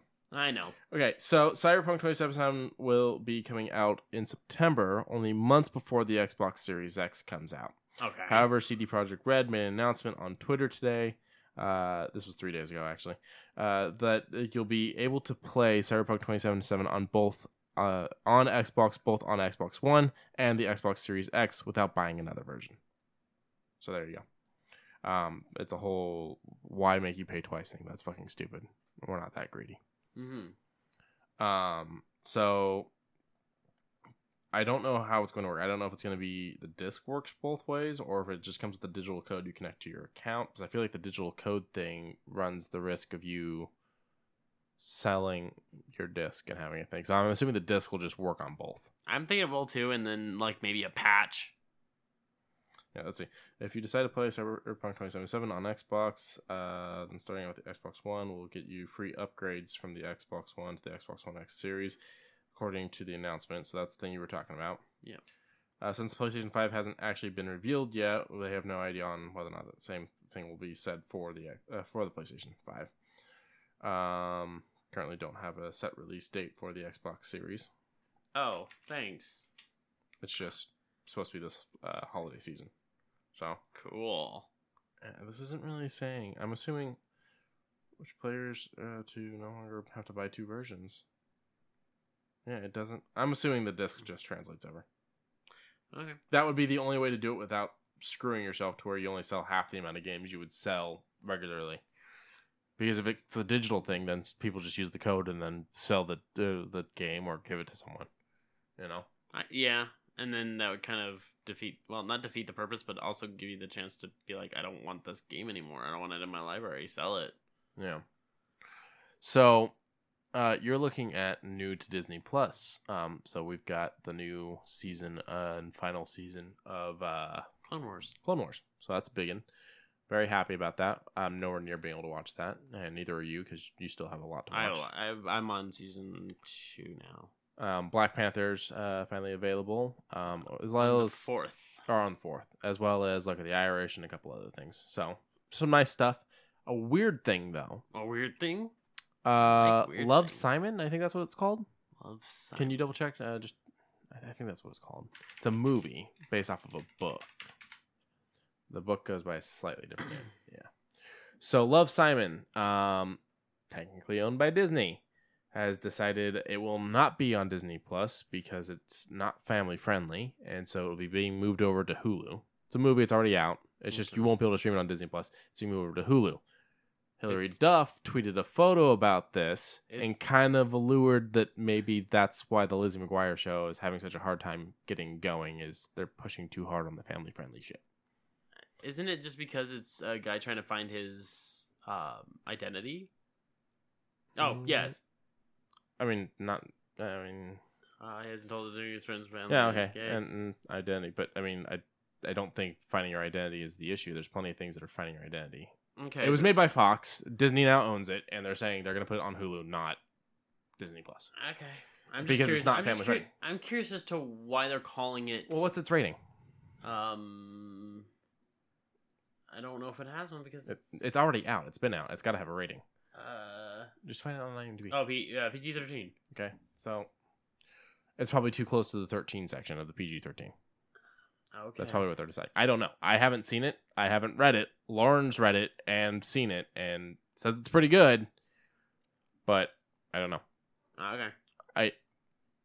My whole point in this is Lizzie McGuire Hilary Duff kind of suggested by putting this on her Instagram that it looks like that's why the show's taking so long and having so many issues, is they're pushing a little too hard on the family-friendly thing, which is something I've been saying was going to be an issue since the beginning. You did. Like, I always said that putting a rating limit on a streaming service is the dumbest fucking thing they could have done. Oh, yeah. There was something up at the top that I forgot about. If you go back up a little bit more.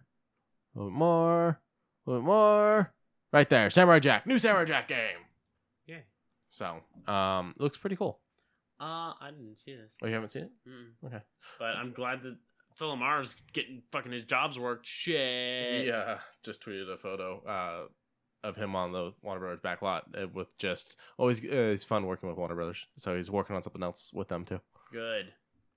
So this one's called Samurai Jack Battle Through Time. It looks like he gets all of his incarnation sets, his big old bush beard, and he goes up against Aku. I actually really liked the beard look for him. Yeah. Thought it worked. Oh, yeah. The final episode of the season 2, or, well, part 2, I guess. I don't know if it was season 2, but, oh, man.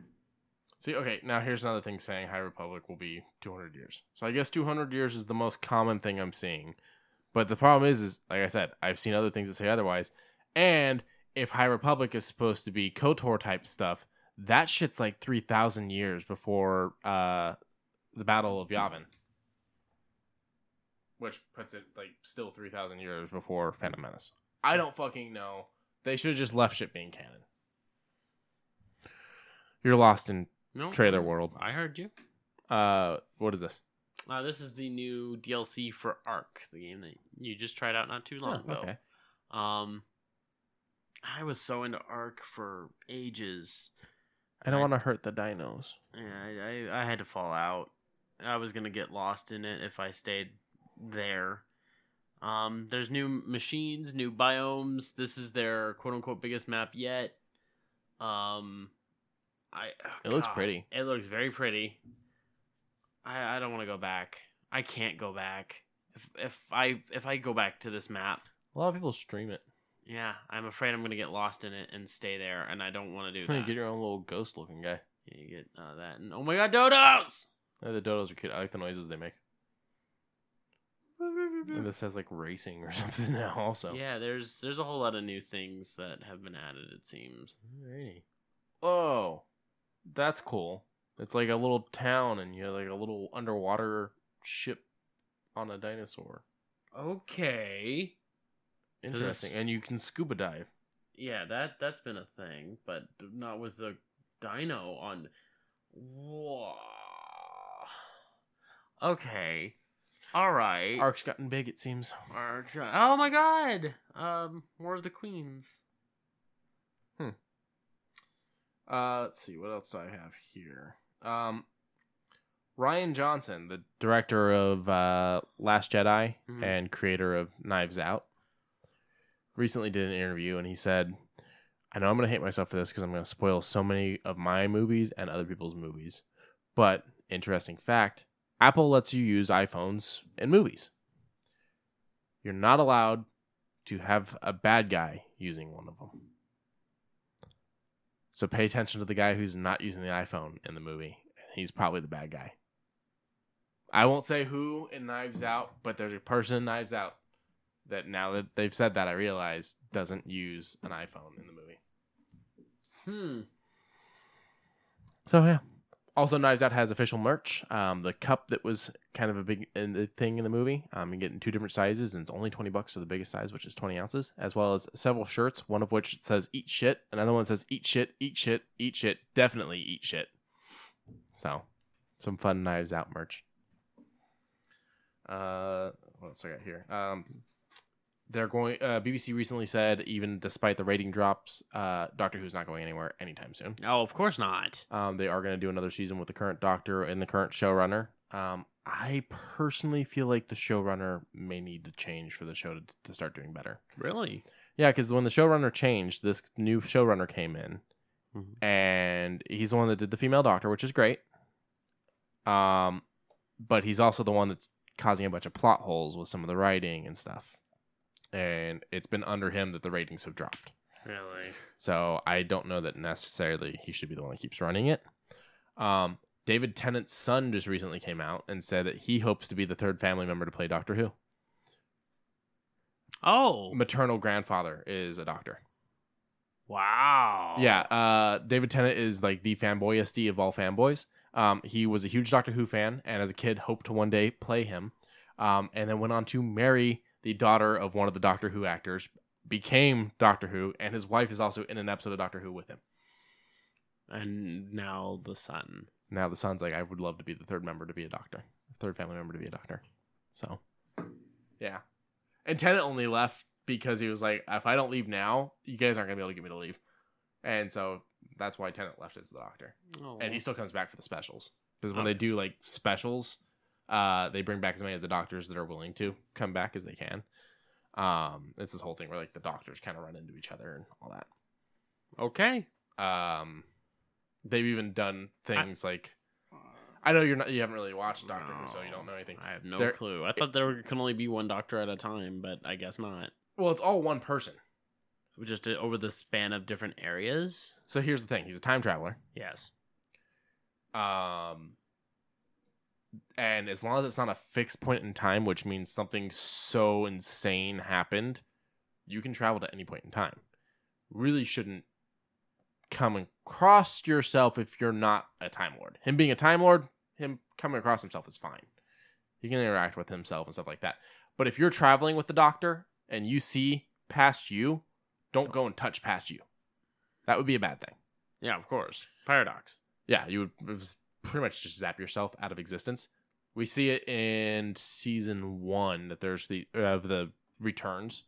There's creatures that kind of feed off of time paradoxes and stuff like that, and time will stay broken until you fix it, or blink out of existence.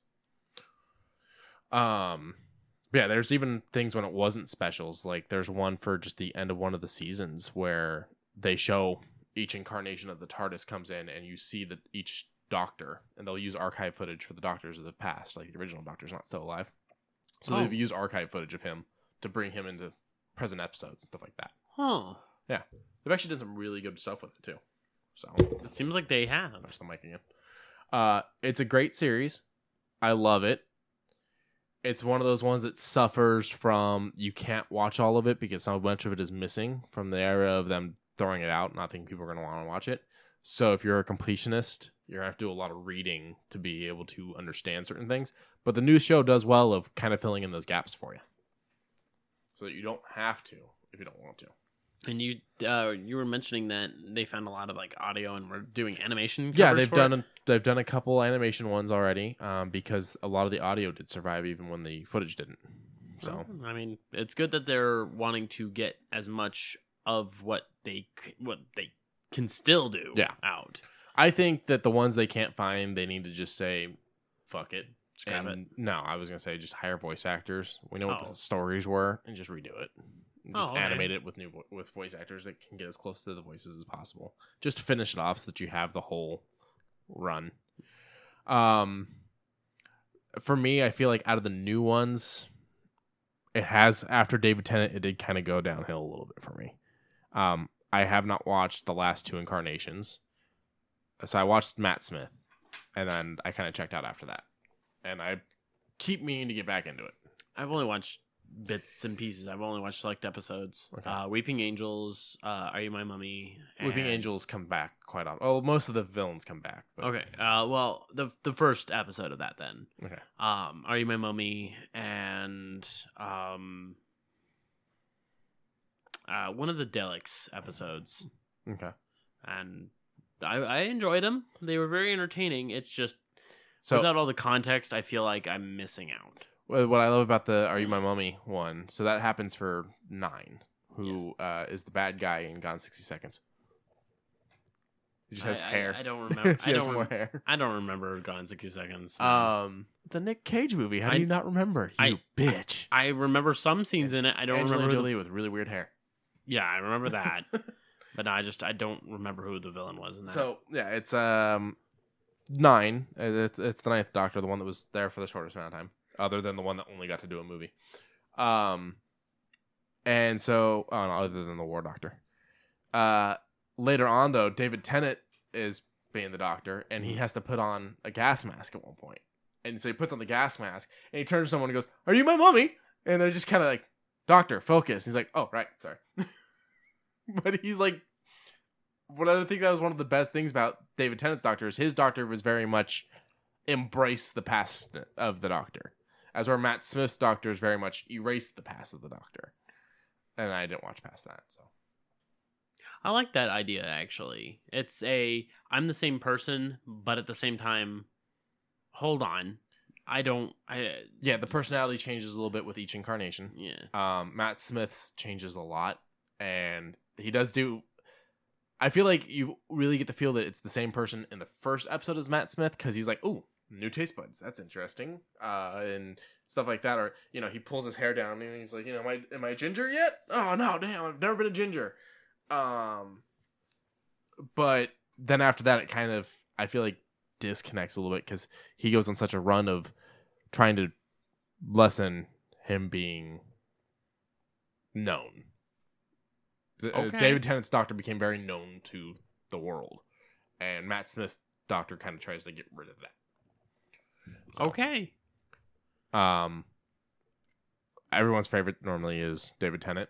I really like the guy before him, but that's because it was my first Doctor, as well it was for a lot of people. But a lot of people really connected to David Tennant's, and David Tennant's does have a really good run. So, but yeah, more Doctor Who will continue to come. The other thing that the new showrunner did is there's always been a Christmas special. He skipped the Christmas special. Oh. And instead did a New Year's special. Yeah, and people were like, "What the fuck?" So I think it might be switching him out might be the next thing they need to do. Okay. Let's see. Someone beat Breath of the Wild's final boss in 11 seconds. Jesus. Yeah, we looked up the speedrun. 27 minutes for an entire speedrun from start to finish. That's ridiculous on its own. New concept art for Captain Marvel came out, showing Nick Fury using tech to be able to fucking have superpowers and fight.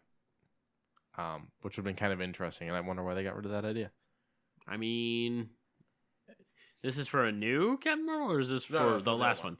For the last one. Okay, yeah, I would have liked to see that. Like when they were in the archives, if they happened to dig something up and pull out a glove or something that a power glove. Yeah, why not? Just something that just give Samuel L. Jackson just more to do. Yeah. God. I think when we do get a Captain Marvel sequel, it'll have to be set present day, because it was they kind of sealed it with the Russos that she left at the end of Captain Marvel and just didn't come back until Endgame. So. And then as soon as she came back, she was just I'm helping the galaxy. Galaxy's already cut in half. I'm doing my part. Which is another issue I have. It's fine. Galaxy has been 50%ed just like Earth, but he's already gone through and 50%ed most worlds, which means he just 25%ed those worlds, which means that he undid what he did by undoing it more, which means balancing everything. He unbalanced all of it. You know? Yeah. I don't understand. I don't. And some sad news, Steven Spielberg steps down as the director for Indiana Jones 5, and Logan's James Mangold is in talks to replace him. I now have no faith in this movie and probably won't see it in theaters. I'm going to go in with a neutral because that's me. I'll wait for a trailer and we'll see. Oh, okay. Yeah, that's a smart idea. Daniel Craig's final Bond film will be the longest ever at 163 minutes. So I guess that's them confirming that it's his final. But I've also heard reports he signed a deal for 2, not 1. I don't know. I just know that it was reached a point of it's about the money, not about the character anymore. So yeah. But then that makes me wonder, is the next Bond going to be the female? Is it going to be a new No, they already person? came out and said no. Oh, okay. They said that they are open to the idea of doing female agents and having their own stories, but Bond will stay a male. Okay. So like how we have the female 00 that he's seeing, she could possibly get her own spin-offs. Good. Which would be good. But they would say that they're keeping Bond as Bond. Shovel Knight Pocket Dungeon. Yacht Club Games has revealed a new roguelite puzzle game set in the 16-bit world of Shovel Knight. Good. I love Shovel Knight. It has a feel of very much a, what do they call it? DuckTales, the old NES game. Mm-hmm. Yeah, it's very much that with a little bit extra pizzazz, you know? Here's a sad one, and I'm going to need your help pronouncing this. Okay. The creator of the Konami Code, his name's right there, he passed away. Oh, Yeah, go ahead and take that. Kazuhisa Hashimoto. Yeah, you're better with those things than me. So he passed away, sadly. Worked for Konami, I would assume, so... I'm kind of wondering if, someone just goes up, plugs a controller into his grave, punches that in, maybe we can reincarnate him. Give him 9 extra lives. Yeah, something. But yeah, rest in peace, man. Working for Konami back in that day must have been great. Working on Contra, working on, I would probably say even up until maybe Silent Hill 1, Metal Gear Solid 1, all those really early PlayStation 1 games must have been a real treat. Yeah. Let's see. Netflix is doing original anime. We are getting Card Captor Sakura's Clamp. We're getting a fucking Card Captor Sakura? Let me see. The streamer has partnered with the 6 notable Japanese creators, including Card Captor Sakura's Clamp, to develop a slate of new series. So I don't know if that means it'll be okay. But that's I'm assuming if you're dropping the name, I feel like that's more what they would do. I don't know. Okay. I mean, I know that we were just talking about Crunchyroll. Crunchyroll is starting to do their own set of originals. Mm-hmm. And, I mean, they're not bad looking. It's just, I don't know. I know you have to be a part of their thing, so I never really looked into it. Let me... Oh, I didn't know this. Resident Evil 3 is going to have a demo. Yeah. On April 3rd. We didn't cover that. I'm sorry. I did not know. I'm probably going to check that out. Okay. So with the Crunchyroll originals, I mean, 2 of these look good to me. 2 of these look pretty good. The God of High School and Freak Angels. The other ones, they look all right. Nothing that I really dive into. Then again, I don't know too much about them. I'm happy that this streaming service is doing originals, because I thought it would just be what's going to be released on TV in Japan. Well, I feel like, considering Funimation also does what's released on TV in Japan, they had to do something to try to set themselves different, Yeah. So I'm not surprised. Everyone wants to do originals. Everyone wants to do originals. Something I forgot to mention. Bob Iger, CEO of Disney, has officially stepped down. He's going to continue to hold a chair position through next year. And he is effectively immediately replaced by Bob Chapek. So we got another Bob. I don't know anything about Chapek, but I do know Iger was one of the best ones Disney's had in a while. He oversaw the takeover of Pixar, the takeover of Lucas, the takeover of Marvel, and the takeover of Fox. So, oh. And he did a lot of stuff with the parks. He did a lot. I personally actually really like Bob Iger. I know a lot of people out there have mixed things on him, but it's, I'm excited to see what this next guy does, as long as he's better than Eisner. Shit. I mean, with Disney basically holding a literal Infinity Gauntlet saying, hey, where's my last one? It makes me wonder what Disney's wanting to grab a hold of to fill in that last gap just to hold all the power, considering they're pretty much there now. I mean, it's not like Disney doesn't still have competitors. Oh, no. And I don't even know that Disney necessarily looks at the others as competitors, because I don't think that's the right way to look at it. It's just they're doing their stories, you're doing yours. Yeah, they see them as equals, but as far as, like, I don't want to call it money competition, but as far as what earns more money, our movies or your movies, Yeah, that's definitely what the competition is, but they very much make a different feeling thing. Of course. Universal has a very different feel from Fox, and from Warner Brothers, and looking at, was it Illumination? Something. I don't remember. Whatever the Sony animated section is. And then you've got DreamWorks, and you've got Warner Brothers, who just was able to do. Okay, yeah, there's Sony Animation, but there's another one that they own. Okay. Maybe it's not Sony that owns it. Maybe it was Universal that owns it. But Universal owns DreamWorks, so I don't know. All right, yeah. But, each one's got their animation department, and they're all so different. And then Disney's got two between Pixar and just regular Disney. So, but I don't see them looking at it as, we have to try to take down this company. We have to try to take down that company. No. They look at it as, can we make money off of it? Yeah, I don't think they're going to buy anyone else. No. I think Fox is the last one, and Fox was looking to sell. It wasn't that Disney went to them and went, hey, we want to buy you. It was Fox was like, we're looking to sell, and Disney's like, okay, we'll buy it. They weren't the only ones bidding. Oh. In fact, they were beat out on their original bid. From what I heard, that it was a pretty lowball offer, too. And yeah, they paid more for Fox than they've paid for anything else. The next most expensive thing they bought was actually Pixar. Ooh. They spent more on Pixar than they did Lucas or Marvel. Really? Yeah. But yeah, they spent a lot to get Fox, and basically the second number they dropped was just so big no one was going to beat it. Oh, they said, okay, you're right. Here you go. Yeah. The one thing I will say against them buying it was a lot of the people that own stock in Fox felt like they were getting screwed over. They were still making money off of the deal. It just wasn't the money they wanted to make. So I'm not the biggest stock person, but if that's how you feel and you're a stock person, maybe you're right. So there is a new game mode coming to Ghost Recon Breakpoint. It's the immersive mode. It's scheduled to arrive next week, but it won't until spring now. They had to push it back.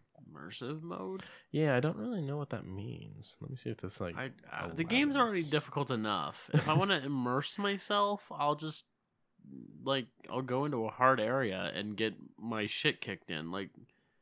No. That is not how this works. I spent literally maybe 3 hours buffing up my fucking numbers.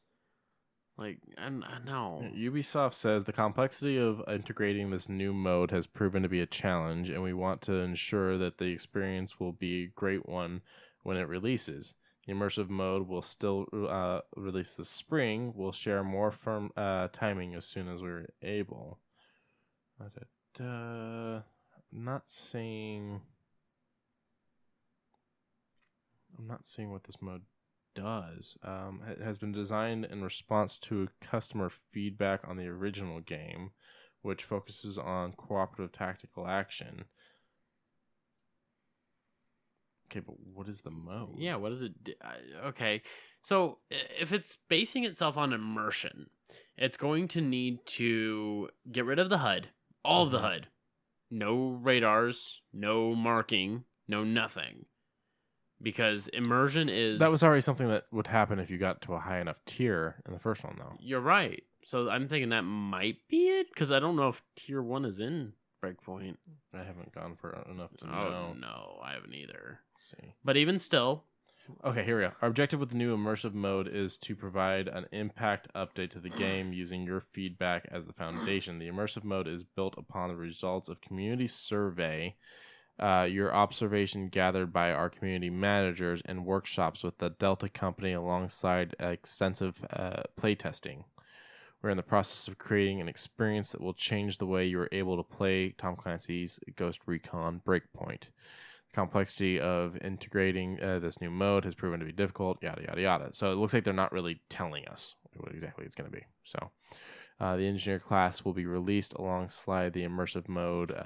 So yeah, there'll be a new class, the engineer. Ooh, that's and we are hoping to release episode 2 with this title update as well. Oh. We understand that you have been requesting more transparent communications, and we aim to provide that this whenever possible. Ubisoft there are a channel. lot of moving parts in development, which has made locking the dates challenging. So we haven't been able to communicate as much as we would have liked. We apologize for that. We'll be providing details on these upcoming editions starting early next month. Check back in on March 5th for an intel drop on the immersive mode, the Ghost Recon team. Okay. So more information to come. But we're kind of not knowing what's going on because they kind of haven't told us. So. Yeah, but I'm thinking with immersion mode, I think it's going to be exactly what I'm thinking. No HUD, no marking, or very temporary marking. Counting your bullets is going to be a thing. Limited number of mags. More damage. You know, that. Do you think it'll change to a first person, unless over the shoulder? I think no. Ghost Recon works too good with the over the shoulder. I don't think they'll do that. I don't like the way the camera sits on Recon versus the way it sat on Wildlands. Neutral, like if you're wearing big things, you're gonna take up more space. So that's why I kind of chose my slim down shoulders and all that. I don't like the way it sits. It sits weird, and it feels like it moves weird when you're looking and stuff. So,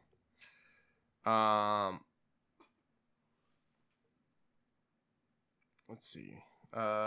People have officially seen Onward, and they're calling it another hit for Pixar. Good. So, starring Tom Holland and Chris Pratt, it looks like it's doing well. I definitely want to see that one. Same. Bader. So, also, Captain Lee Shang is another character that is not in the new Mulan. So, the captain / love interest, not in it. Oh. So, they pretty much just took out everything. They changed the bad guy, no Mushu, the cricket talks, there's a witch that turns into a phoenix. Yeah, No I music. will say the witch does interest me a little bit.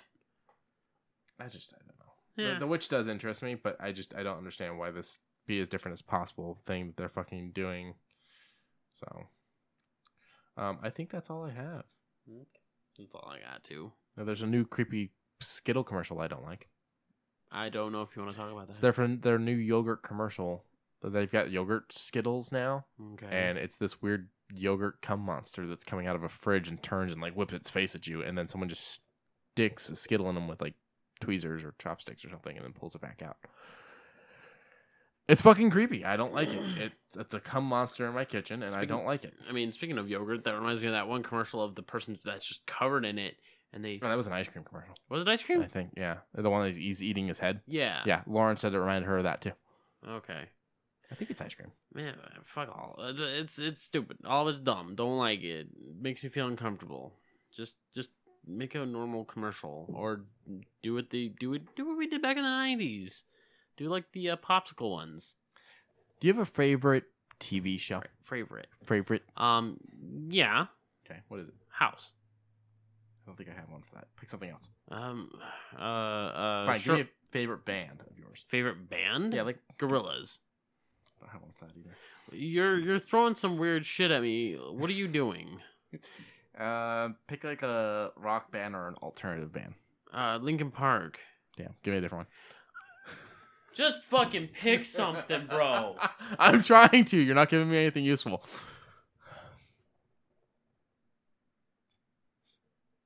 Fine. We'll go with TV show. All right. I'm good. You good? You happy with this week? I'm pretty happy with this week. It's just I'm super tired. So hopefully next week I'll be a little more bright-eyed, bushy-tailed. Yeah. If you weren't out there being Mr. Popular, making all these friends. Yeah. Slacking off at work. I am not slacking off at work, motherfucker. No. We will have plenty of PAX information.